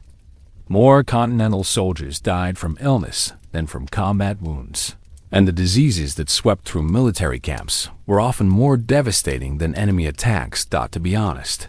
The living conditions in military camps were perfect breeding grounds for infectious diseases. Thousands of men living in close proximity, poor sanitation, contaminated water supplies, inadequate nutrition, and no understanding of disease transmission created conditions that would horrify modern epidemiologists. Dysentery was probably the most common and persistent health problem. Poor sanitation and contaminated water supplies meant that intestinal diseases spread rapidly through camps and could persist for months. Soldiers would suffer from severe diarrhea, dehydration, and weakness that made them ineffective for military duties. Still, soldiers developed some practical knowledge about preventing and treating common illnesses. They learned to boil water when possible, to avoid obviously contaminated food sources, and to maintain personal cleanliness as much as circumstances allowed, of course. Their understanding of disease prevention was based on folk wisdom and practical experience rather than scientific knowledge. Some of their practices were actually helpful, while others were useless or harmful. Sound familiar? It's the same challenge that people face today when trying to make health decisions based on incomplete or incorrect information. Smallpox was particularly devastating because it was highly contagious and often fatal. Entire military units could be incapacitated by smallpox outbreaks, which made it a serious strategic concern as well as a medical problem. To be fair, smallpox inoculation was available during the Revolutionary War, though it was controversial and risky. The procedure involved deliberately infecting people with a mild case of smallpox in hopes of preventing more serious infections later. George Washington made the controversial decision to inoculate the Continental Army against smallpox, which was probably one of his most important military decisions. The inoculation process temporarily incapacitated large numbers of soldiers, but it eventually made the army much more resistant to smallpox outbreaks. Meanwhile, other diseases were equally dangerous but less well understood. Typhus, typhoid fever, pneumonia, and various other infectious diseases could kill healthy young men within days or weeks. Soldiers had no way to predict who would get sick or why some people survived while others died. Let's talk about the psychological aspects of 18th century medical care, because the experience of being treated by military surgeons was often traumatic, even for patients who survived. The The medical procedures were not only painful, but also performed in conditions that would seem barbaric today. Operations were conducted in tents or improvised buildings, often with multiple patients being treated simultaneously. The sounds, smells, and sights of military medicine were overwhelming for both patients and observers. And yet, soldiers developed remarkable resilience and mutual support systems for dealing with medical emergencies. They learned to care for wounded comrades, to recognize symptoms of common diseases, and to provide emotional support for men facing serious medical problems. To be fair, some aspects of 18th century military medicine were actually effective. Surgeons became skilled at treating common types of combat wounds. They learned to work quickly and efficiently under battlefield conditions. They developed techniques for managing pain and infection with the limited resources available. Still, the overall mortality rate for serious wounds and illnesses was horrific by modern standards. A broken bone that would be easily treatable today could be a death sentence in the 18th century. A minor infection could become life-threatening within days. The regional differences in medical care were also significant. Units operating near major cities might have access to more experienced surgeons and better medical supplies. Soldiers in remote areas often had to rely on folk remedies and their own resourcefulness. Of course, the military medical system was constantly overwhelmed by the number of patients requiring care. Military surgeons were responsible for treating combat wounds, infectious diseases, accidents, and the various health problems that arose from poor living conditions. Meanwhile, medical supplies were chronically inadequate. Basic items like bandages, medicines, and surgical instruments were often unavailable when needed. Surgeons had to improvise with whatever materials they could find, which often meant using non-medical items for medical purposes. If you thought modern medical supply chains were important, imagine trying to provide medical care when you couldn't obtain basic supplies like clean cloth for bandages or alcohol for sterilization. By 1779, experienced military surgeons had learned to adapt their practices to the realities of campaign medicine. They became skilled at triaging patients, focusing their limited resources on cases where they could make a difference, and accepting that many patients were beyond help. And yet, the overall quality of medical care remained poor throughout the war. Soldiers knew that getting seriously sick or wounded was often a death sentence, which added another layer of stress to an already dangerous situation. Still, some soldiers received excellent medical care from skilled practitioners who understood the limitations of their era and worked within those constraints. These were the exceptions rather than the rule, but they demonstrated what was possible with knowledge, skill, and adequate resources. To be honest, the primitive state of medical care may have actually contributed to the toughness and resilience of Continental Army soldiers. Men who survived 18th century military medicine were probably capable of surviving almost anything. The contrast with modern military medicine is stark. Today's soldiers receive medical care that would seem miraculous to their Revolutionary War counterparts. But the basic challenge remains the same: how to keep soldiers healthy and treat the inevitable injuries and illnesses that result from military service. Let's talk about self-medication, because soldiers often had to treat their own minor ailments using whatever remedies they could find or create. They learned to use medicinal plants to treat minor wounds and to manage common health problems without professional medical help. Meanwhile, alcohol served as both medicine and self-medication. It was used to clean wounds, to dull pain during medical procedures, and to provide temporary relief from the stress and discomfort of military life. Of course, alcohol also created its own health problems, but soldiers had few alternatives for managing pain and stress. Of course, not all medical problems were related to combat or infectious disease.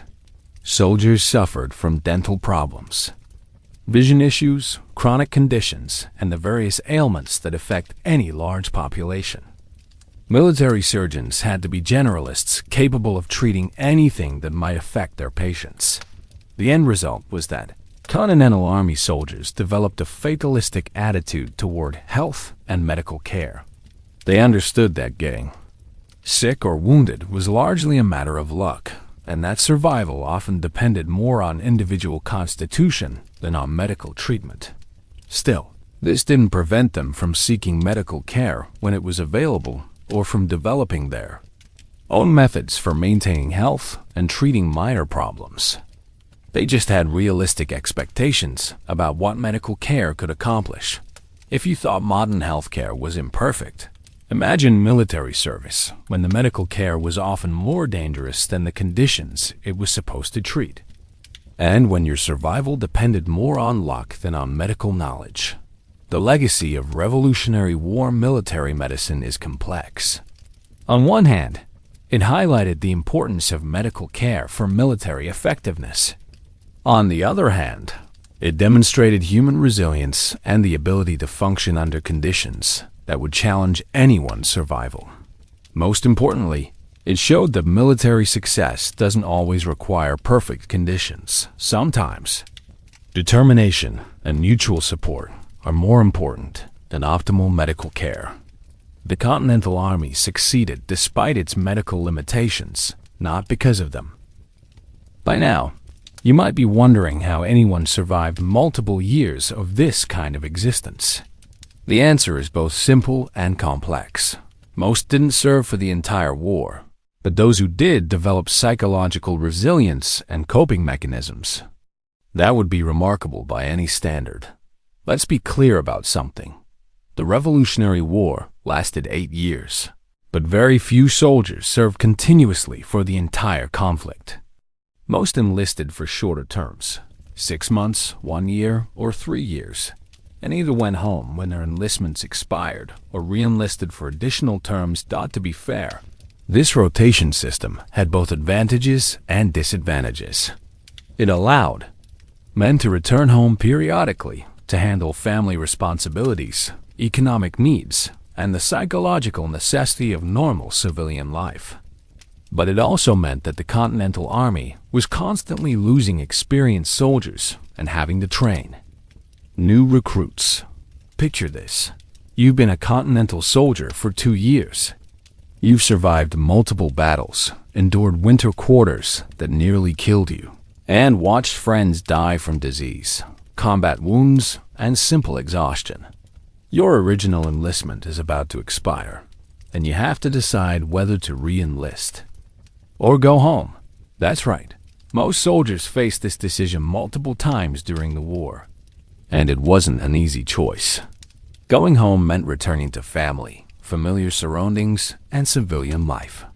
But it also meant leaving comrades who'd become like brothers and potentially missing the conclusion of a cause you'd already sacrificed years to support. Meanwhile, the psychological toll of extended military service was severe. Though 18th century people had no framework for understanding what we'd now call combat stress or post-traumatic stress disorder, soldiers who'd seen extensive combat often displayed symptoms that would be recognizable to modern veterans. Sleep problems, hypervigilance, emotional numbness, and difficulty relating to people who hadn't shared their experiences. And yet, these soldiers had no access to counseling, therapy, or any formal support for dealing with psychological trauma. They had to rely on informal support from comrades, personal coping mechanisms, and whatever resilience they could develop on their own. Sound familiar? It's the same challenge that veterans face today, just without the benefit of modern understanding of psychological trauma or professional support systems. Let's talk about the cumulative effects of military hardship, because the challenges of Revolutionary War service weren't just individual problems. They were persistent, overlapping stresses that affected every aspect of a soldier's life. Chronic hunger weakened soldiers physically and mentally. Poor living conditions increased susceptibility to disease. Inadequate clothing and equipment made every task more difficult. Uncertain pay and communication problems created financial and family stress. Combat experience added psychological trauma to physical hardship. To be honest, it's remarkable that anyone maintained their sanity and effectiveness under these conditions. The fact that many soldiers not only survived but continued to function effectively speaks to human resilience and adaptability. Still, the attrition rate was enormous. Desertion, discharge due to illness, death from disease, combat casualties, and simple expiration of enlistments meant that military units were constantly changing. By 1780, very few soldiers who'd enlisted in 1775 were still with the Army. Of course, the soldiers who did survive multiple years of service became incredibly valuable to the Continental Army. These veterans provided the experience, leadership, and institutional knowledge that transformed a collection of amateur soldiers into an effective military force. Meanwhile, the seasonal rhythms of military life created different types of psychological challenges. Active campaign seasons brought the stress of combat and constant movement, but also the excitement and purpose of military action. Winter quarters meant relative safety, but also boredom, depression, and time to think about everything you'd experienced. If you thought modern military deployments were psychologically challenging, imagine serving in an era when there was no established rotation schedule, no communication with home for months at a time, and no clear end date for the conflict. The social bonds formed during military service were often incredibly strong and lasting. Soldiers who'd shared the experiences of combat, hunger, disease, and hardship developed relationships that continued long after the war ended. These bonds provided essential psychological support during the conflict and remained important throughout veterans' lives. And yet, the same conditions that created strong bonds between some soldiers also created tensions and conflicts between others. Personality clashes, regional differences, competition for resources, and the stress of military life could create lasting animosities. To be fair, military life also provided some psychological benefits that helped soldiers cope with its challenges. Military service gave men a sense of purpose and meaning that might have been missing from their civilian lives. It provided clear goals, defined roles, and the satisfaction of contributing to an important cause. Let's talk about leadership and its psychological impact. Because the quality of officers had enormous influence on soldiers' ability to cope with military hardship. Good officers provided guidance, support, and inspiration that made difficult conditions bearable. Poor officers made bad situations worse and contributed to morale problems. Still, even good officers were dealing with their own psychological challenges while trying to support their men. Junior officers, in particular, were caught between the demands of senior leadership and the needs of their soldiers, often while dealing with their own inexperience and uncertainty. The uncertainty about the war's outcome was also psychologically challenging. Soldiers might go months without reliable information about the overall strategic situation. They knew about their own unit's activities, but had no idea whether the revolution was succeeding or failing. Meanwhile, family concerns created constant psychological stress for soldiers. Worries about family financial security, children's welfare, and spouses' safety were persistent distractions that affected military performance and personal well-being. Of course, the prospect of death was a constant psychological presence. Soldiers lived with the knowledge that they might be killed in battle, die from disease, or simply fail to survive the rigors of military life. This awareness affected everything from daily decision-making to long-term planning. By 1781, veteran Continental soldiers had developed sophisticated psychological coping mechanisms. They'd learned to focus on immediate, manageable tasks rather than worrying about things beyond their control. They developed realistic expectations about military life and their own survival prospects. And yet, even veterans sometimes reached psychological breaking points. The accumulated stress of years of military service could overwhelm anyone's coping abilities, leading to desertion, breakdown, or simply the inability to continue functioning effectively. Still, the majority of long-term soldiers found ways to maintain their psychological equilibrium and continue serving effectively. Not because they were superhuman, but because they'd learned to adapt to extraordinary circumstances and find meaning in their service. To be honest, the psychological challenges of Revolutionary War service probably contributed to the eventual effectiveness of Continental Army veterans. Men who could maintain their sanity and fighting spirit under these conditions were formidable opponents for any enemy. The contrast with modern military service is significant. Today's soldiers receive psychological support, regular communication, with home, predictable deployment schedules, and professional help for dealing with combat stress. Revolutionary War soldiers had none of these advantages, but somehow found ways to cope. Let's talk about the role of hope in sustaining long-term military service, because belief in eventual victory was essential for maintaining morale and effectiveness. Soldiers needed to believe that their sacrifices would eventually lead to success, even when immediate circumstances suggested otherwise. Meanwhile, personal goals and motivations evolved over time. Soldiers who'd initially enlisted for idealistic reasons might continue serving for practical considerations. Others who joined for economic reasons might develop genuine commitment to the revolutionary cause. If you thought modern military retention was challenging, imagine trying to keep soldiers motivated when you couldn't guarantee pay, adequate supplies, or even basic survival. And when the conflict might continue indefinitely. The end result was that Continental Army veterans developed psychological toughness and resilience that served them throughout their lives. They'd learned to function under extreme stress, to adapt to changing circumstances, and to find meaning in difficult situations. Of course, this came at a cost. Many veterans suffered from what we'd now recognize as psychological trauma. Others had difficulty readjusting to civilian life after years of military service. Some never fully recovered from their wartime experiences, but those who successfully navigated the psychological challenges of extended military service often became leaders in their post-war communities.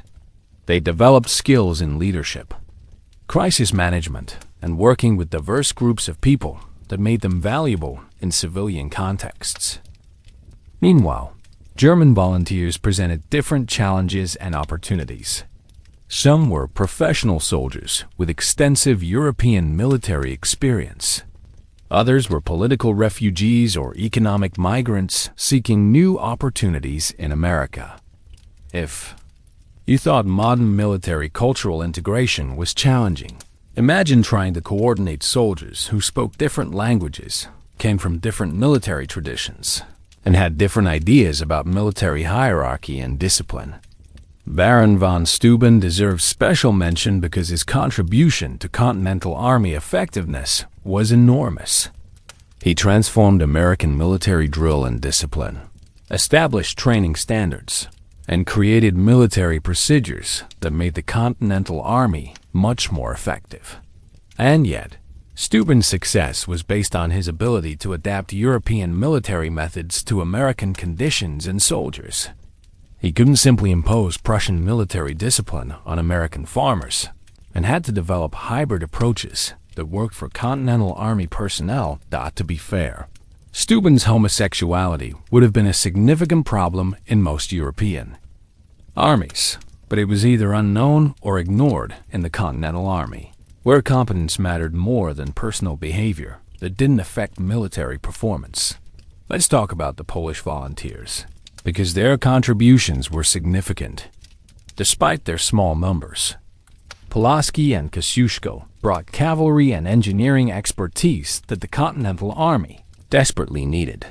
Still, the Polish volunteers faced the same challenges as other foreign soldiers, adapting to American conditions, integrating with American personnel, and maintaining motivation for a cause that wasn't directly related to their own political interests.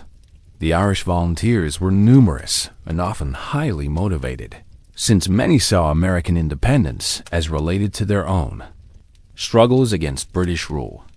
They brought military experience from European conflicts and strong personal motivations for fighting against British forces. Meanwhile, the integration of foreign officers into Continental Army command structures created complex political and military challenges. American officers sometimes resented foreign volunteers who received high ranks and important commands. Foreign officers sometimes had difficulty understanding American military culture and soldier attitudes. Of course, the language barriers were significant practical problems. Orders had to be translated. Tactical communications were complicated. And informal relationships between officers and soldiers were more difficult to establish. Sound familiar? It's the same communication challenges that affect modern multinational military operations, just with more limited translation resources and communication technology. By 1779, the Continental Army had developed informal but effective systems for integrating foreign volunteers and managing the cultural and linguistic diversity of its officer corps. Experienced American officers learned to work with foreign colleagues, and foreign volunteers learned to adapt their methods to American conditions. And yet, the presence of foreign soldiers also created opportunities for improving Continental Army effectiveness. European military experience brought new tactical knowledge, technical skills, and professional standards that raised overall military capabilities. To be honest, the Continental Army probably couldn't have become as effective as it did without the contributions of foreign volunteers. Their expertise in artillery, engineering, cavalry operations, and military organization filled crucial gaps in American military capabilities. Still, the most successful foreign volunteers were those who adapted their skills and experience to American conditions rather than trying to impose European methods without modification. Let's talk about the broader international context, because understanding the global dimensions of the Revolutionary War helps explain why the Continental Army received the support it did and why British strategy was often constrained by other commitments. The French entry into the war in 1778 transformed the conflict from a colonial rebellion into a global war. Suddenly, Britain had to defend territories in the Caribbean, India, Gibraltar, and other locations while also trying to suppress the American rebellion. Meanwhile, Spanish support provided crucial assistance in the western and southern theaters, while Dutch trade helped sustain American economic activity during the war.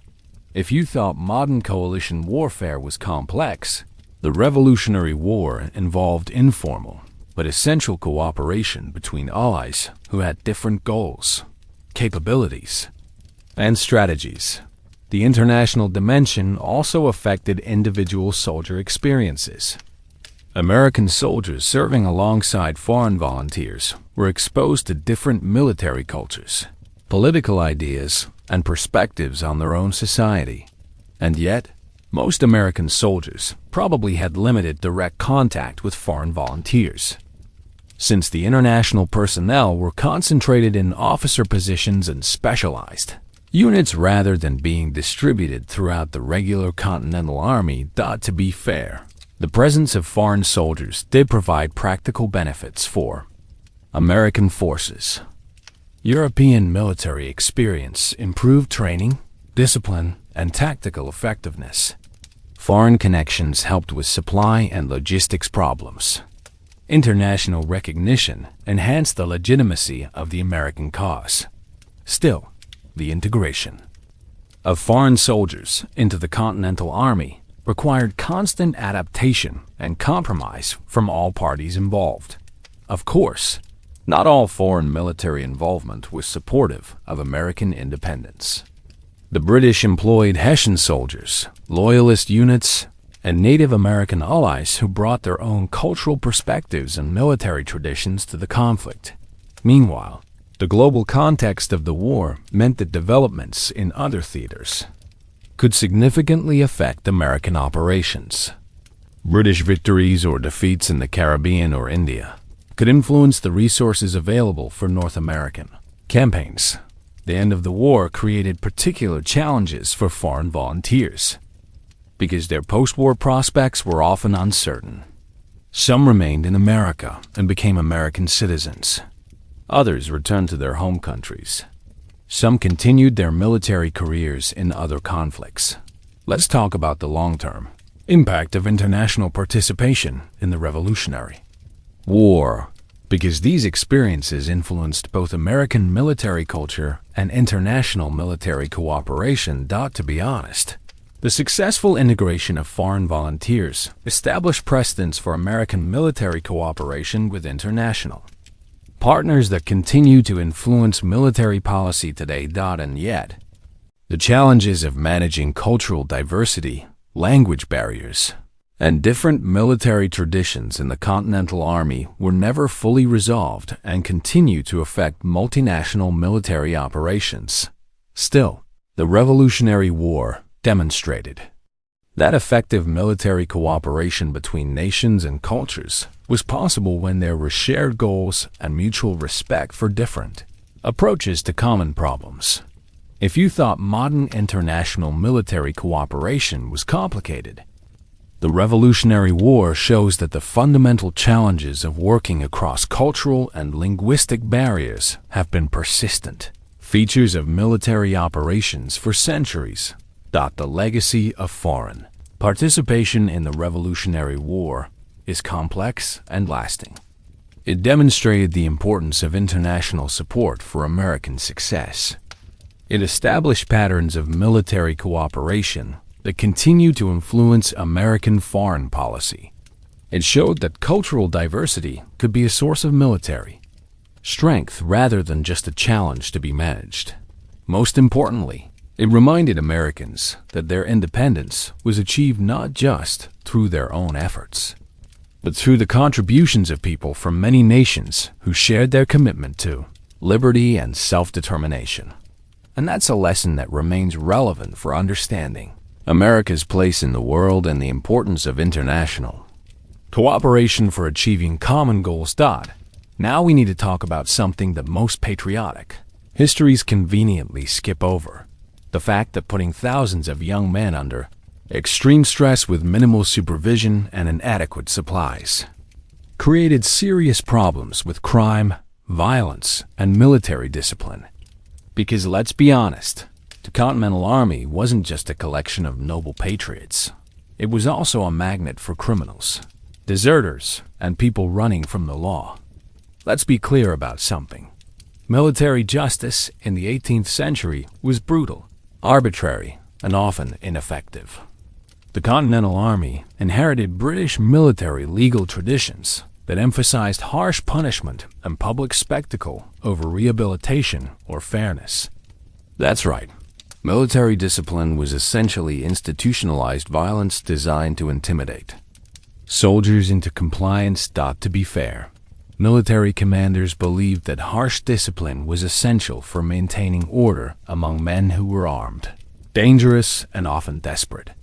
When you're dealing with soldiers who might desert, mutiny, or turn to banditry, the threat of severe punishment seemed like the only way to maintain control. Picture this. You're a Continental Army soldier who's been caught stealing food from a civilian farmhouse. You're brought before a court-martial consisting of officers who are barely older than you are and who have no legal training. The punishment. Options range from flogging to execution, and there's no appeal process or legal representation. Sound familiar? It's the same tension between military necessity and individual rights that affects modern military justice systems, just with much lower standards for due process and human rights. Meanwhile, the types of crimes that plagued Continental Army Camps would be familiar to anyone who studied military history. Theft was probably the most common offense, driven by chronic shortages of food, clothing, and equipment. Soldiers stole from each other, from civilians, and from military supplies when they could access them. And yet, the line between foraging and stealing was often unclear, especially when soldiers were starving and official supplies weren't available. Officers sometimes authorized requisitions that were essentially legalized theft, while punishing soldiers for unauthorized taking of the same types of supplies. To be honest, the Continental Army's supply problems created conditions that practically guaranteed criminal behavior. When you're hungry, cold, and unpaid, taking what you need for survival becomes a rational choice, regardless of legal or moral considerations.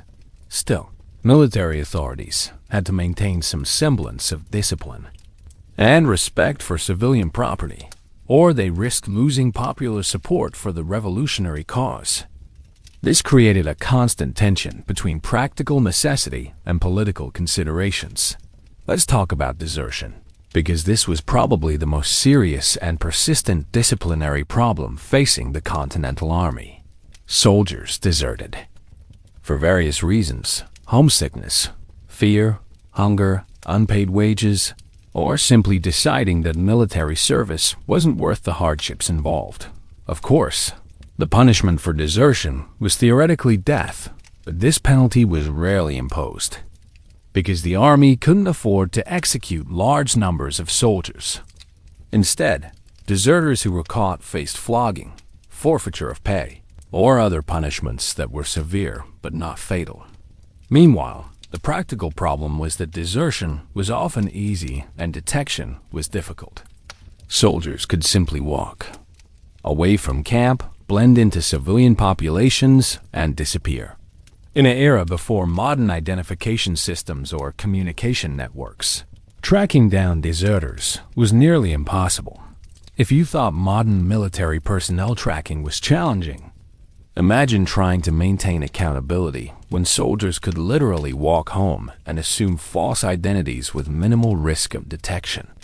The alcohol-related problems were constant and severe. When alcohol was available, soldiers would drink to excess, leading to fights, accidents, and breaches of discipline. When it wasn't available, soldiers would go to extraordinary lengths to obtain it, including stealing, trading military equipment, or consuming dangerous substitutes. And yet, alcohol was also considered essential for military morale and was officially part of soldier rations when available. Military commanders were caught between recognizing the problems caused by drinking and understanding that alcohol was one of the few pleasures available to soldiers. Enduring extreme hardships. To be fair, 18th century attitudes toward alcohol were quite different from modern views. Drinking was considered normal and necessary, and the concept of alcoholism as a medical condition didn't exist. Heavy drinking was seen as a character flaw rather than a disease requiring treatment. Still, the practical problems caused by alcohol abuse were severe enough that military commanders constantly struggled with balancing soldier morale against disciplinary concerns. Let's talk about violence within the ranks, because soldiers who were trained to kill enemy soldiers sometimes turned that violence against their comrades. Fights over food, equipment, money, or personal disputes could escalate quickly when everyone was armed and on edge. The regional tensions were particularly problematic. New England soldiers looked down on Southern soldiers as lazy and undisciplined. Southern soldiers viewed New Englanders as self-righteous and interfering. Middle colony soldiers often found themselves caught between these regional prejudices. Meanwhile, class tensions created additional sources of conflict. Soldiers from wealthy backgrounds might receive better treatment or have access to resources that poorer soldiers lacked. These inequalities could create resentment and conflict within units. Of course, officers sometimes abused their authority in ways that created disciplinary problems. Corrupt officers might steal supplies meant for soldiers, show favoritism to particular individuals, or use their positions for personal gain rather than military effectiveness. Sound familiar? It's the same abuse of power that affects any hierarchical organization, just with more immediate and violent consequences in a military context. The gambling problems were persistent and often led to other crimes. Soldiers would bet money they didn't have, lose equipment in card games, or steal to cover gambling debts. Officers tried to control gambling, but were often unsuccessful because soldiers had few other entertainment options. And yet, gambling also served important social functions. In military camps, it provided entertainment, created social bonds, and offered hope for improving one's financial situation. Completely eliminating gambling would have required replacing it with alternative activities that weren't available. To be honest, many of the crimes committed by Continental Army soldiers were direct results of the conditions they faced, rather than inherent criminal tendencies. Desperate people in desperate situations often resort to desperate measures. Still, some soldiers were genuinely dangerous criminals who used military service as cover for predatory behavior. These individuals pose serious threats to both military discipline and civilian safety. Let's talk about the court-martial system, because military justice in the Continental Army was administered by officers who often had no legal training and were dealing with situations they'd never encountered before. The procedures were based on British military law, but many officers didn't understand the legal principles involved and made decisions based on personal judgment rather than established legal standards. This led to inconsistent and often arbitrary punishments for similar offenses. Meanwhile, the punishments themselves were designed to be public spectacles that would deter other soldiers from similar behavior. Floggings were conducted in front of assembled troops, with the number of lashes depending on the severity of the offense. If you thought modern military justice was imperfect, the Revolutionary War court-martial system was basically improvised. Punishment administered by amateurs using procedures they didn't fully understand. By 1780, experienced Continental Army units had developed informal but effective systems for maintaining discipline that relied more on peer pressure and unit cohesion than on formal punishment. Veterans knew that their survival depended on mutual support and cooperation, which created strong incentives for acceptable behavior. And yet, disciplinary problems persisted throughout the war and probably got worse as conditions deteriorated. And the most motivated soldiers completed their enlistments or became casualties. To be fair, the Continental Army's disciplinary problems weren't necessarily worse than those of other 18th century armies. European military forces faced similar challenges with crime, desertion, and maintaining order among soldiers. Still, the improvised nature of Continental Army organization and the extreme conditions faced by American soldiers probably made disciplinary problems more severe and solutions more difficult to implement.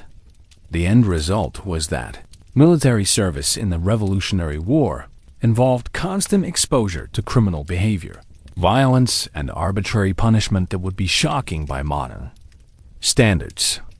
Soldiers had to navigate not only the dangers of combat and disease, but also the threats posed by their own comrades and the military justice system. Of course, most soldiers managed to avoid serious disciplinary problems and completed their service without being court-martialed or severely punished. But the constant threat of violence and punishment was part of the background stress that affected everyone's military experience. Meanwhile, the legacy of Revolutionary War military justice influenced American military legal traditions for generations. The tension between military necessity and individual rights that characterized Continental Army discipline continues to affect military justice systems today. If you thought modern military discipline was challenging, the Revolutionary War experience shows that the fundamental problems of maintaining order among armed groups under stress have been persistent challenges throughout military history. The point isn't that Continental Army soldiers were particularly criminal or violent, but that extreme conditions create extreme responses. And military organizations must find ways to maintain order while dealing with the human consequences of those conditions. And that's a lesson that remains relevant for understanding the challenges facing any military organization operating under difficult circumstances. So there you have it, the reality of what it was actually like to be a soldier in the American Revolution. And if you've been paying attention, you've probably realized that it was simultaneously more terrible and more remarkable than most people imagine. Let's be honest about what we've learned. Revolutionary War soldiers faced challenges that would break most modern people. Chronic hunger, primitive medical care, inadequate equipment, terrible living conditions, and constant uncertainty about survival, pay, and the war's outcome. That's right. These weren't superhuman heroes. They were ordinary people dealing with extraordinary circumstances. And yet, somehow, they persevered. Not because they were naturally tougher than modern people, but because they found ways to adapt, support each other, and maintain their effectiveness despite conditions that would challenge anyone's endurance. To be fair, we've probably romanticized the Revolutionary War so much that we've lost sight of what it actually cost the people who fought it. When we think of the Founding Fathers and American independence, we usually focus on the political and philosophical achievements while glossing over the human suffering that made those achievements possible. Meanwhile, the soldiers who actually won the war often get reduced to cardboard cutouts and tricorn hats, rather than being understood as complex human beings dealing with impossible situations, using whatever resources they could find or create. Sound familiar? It's the same way we often treat modern veterans. We honor them in the abstract while failing to understand the reality of their experiences or the challenges they face. Still, there are lessons from the Revolutionary War that remain relevant today. The importance of unit cohesion and mutual support. The value of adaptability and resourcefulness. The power of fighting for something you believe in, even when the odds seem impossible. If you thought modern military service was challenging, the Revolutionary War puts those challenges in perspective. Today's soldiers face real dangers and hardships, but they also have advantages that their 18th century counterparts couldn't imagine. Reliable supplies, modern medical care, communication with home, professional leadership, and support systems for dealing with the challenges of military life. Of course, this doesn't diminish the challenges facing modern service members, but it does remind us that human resilience and determination can overcome almost any obstacle when necessary. Let's talk about what the Revolutionary War soldiers actually accomplished, because it's easy to lose sight of the bigger picture when you're focused on the day-to-day realities of military service. These ragtag, underfed, poorly equipped amateur soldiers defeated the most powerful military force in the world and secured American independence. To be honest, this shouldn't have been possible. On paper, the British had every advantage. Professional soldiers, reliable supplies, naval superiority, established command structures, and the resources of a global empire. The Americans had enthusiasm, local knowledge, and French assistance. And yet, the Americans won.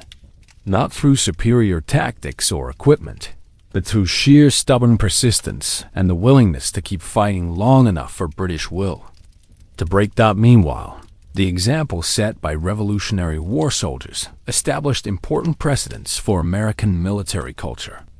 The idea that citizen soldiers could be effective defenders of democratic values.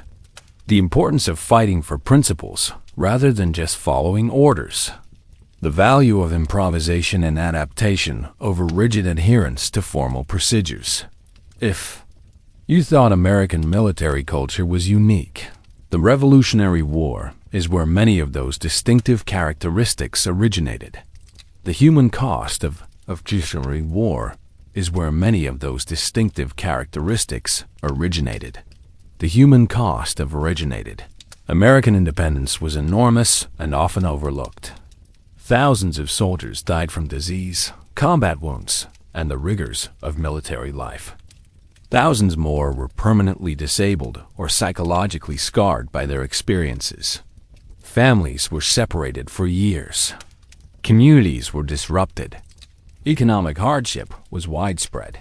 And yet, most of the people who paid this cost considered it worthwhile. They'd participated in creating something new and important, a nation based on principles of liberty, equality, and self-determination that hadn't existed before. To be fair, the reality often fell short of the ideals, and it took generations to fully implement the principles that the revolution was supposed to establish. But the foundation was laid by soldiers who endured extraordinary hardships to make it possible. Still, it's worth remembering that the soldiers who fought the Revolutionary War weren't thinking about creating historical legacies or establishing political precedents. They were mostly focused on surviving the next battle, finding their next meal, and getting through another day of military service. The broader significance of their service only became clear in retrospect, when the immediate hardships were over, and the long-term results became apparent. Of course, we should also remember that not everyone who participated in the Revolutionary War did so voluntarily or with full understanding of what they were getting into. Some were drafted, others enlisted for economic reasons.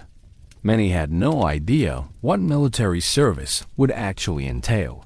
But regardless of their initial motivations, they ended up contributing to one of the most important events in human history: the creation of the first modern democracy and the establishment of principles that continue to influence global politics today. Meanwhile, the stories of individual soldiers remind us that history is made by real people dealing with real challenges, not by abstract forces or inevitable processes. The Revolutionary War was won by specific individuals who made specific decisions to keep fighting despite specific hardships. If you thought history was about distant events that don't connect to modern life, the experience of Revolutionary War soldiers shows that the fundamental challenges of military service, leadership, and human resilience haven't changed as much as we might think. The end result is that we owe our political freedom and democratic institutions to people who probably never imagined that their personal sacrifices would have such lasting significance. They fought for immediate goals: independence from British rule, better economic opportunities, protection of their communities, and accidentally created the foundation for modern democracy. To be honest, this is probably how most important historical changes happen: through the accumulated actions of ordinary people dealing with immediate challenges, rather than through grand plans or visionary leadership. Still, the fact that these ordinary people rose to extraordinary challenges when necessary should give us confidence that modern Americans could do the same if required.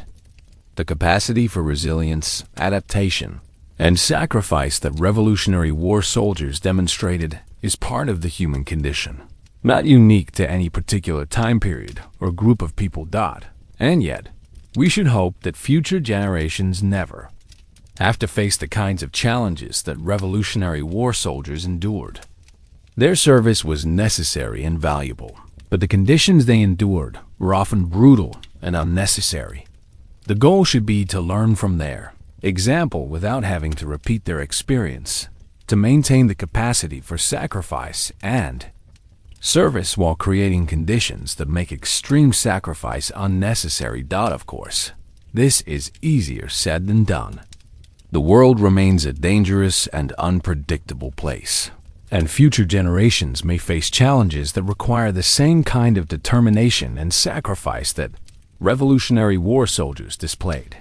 But if that happens, the example of Revolutionary War soldiers suggests that ordinary people can rise to extraordinary challenges when necessary, and that human resilience and determination can overcome almost any obstacle. That's probably the most important lesson from studying what it was really like to be a soldier in the American Revolution. Not that war is glorious or that suffering builds character, but that human beings are capable of remarkable things when they're fighting for something they believe in and supporting each other through impossible circumstances. And that's a lesson that remains relevant regardless of what challenges the future might bring.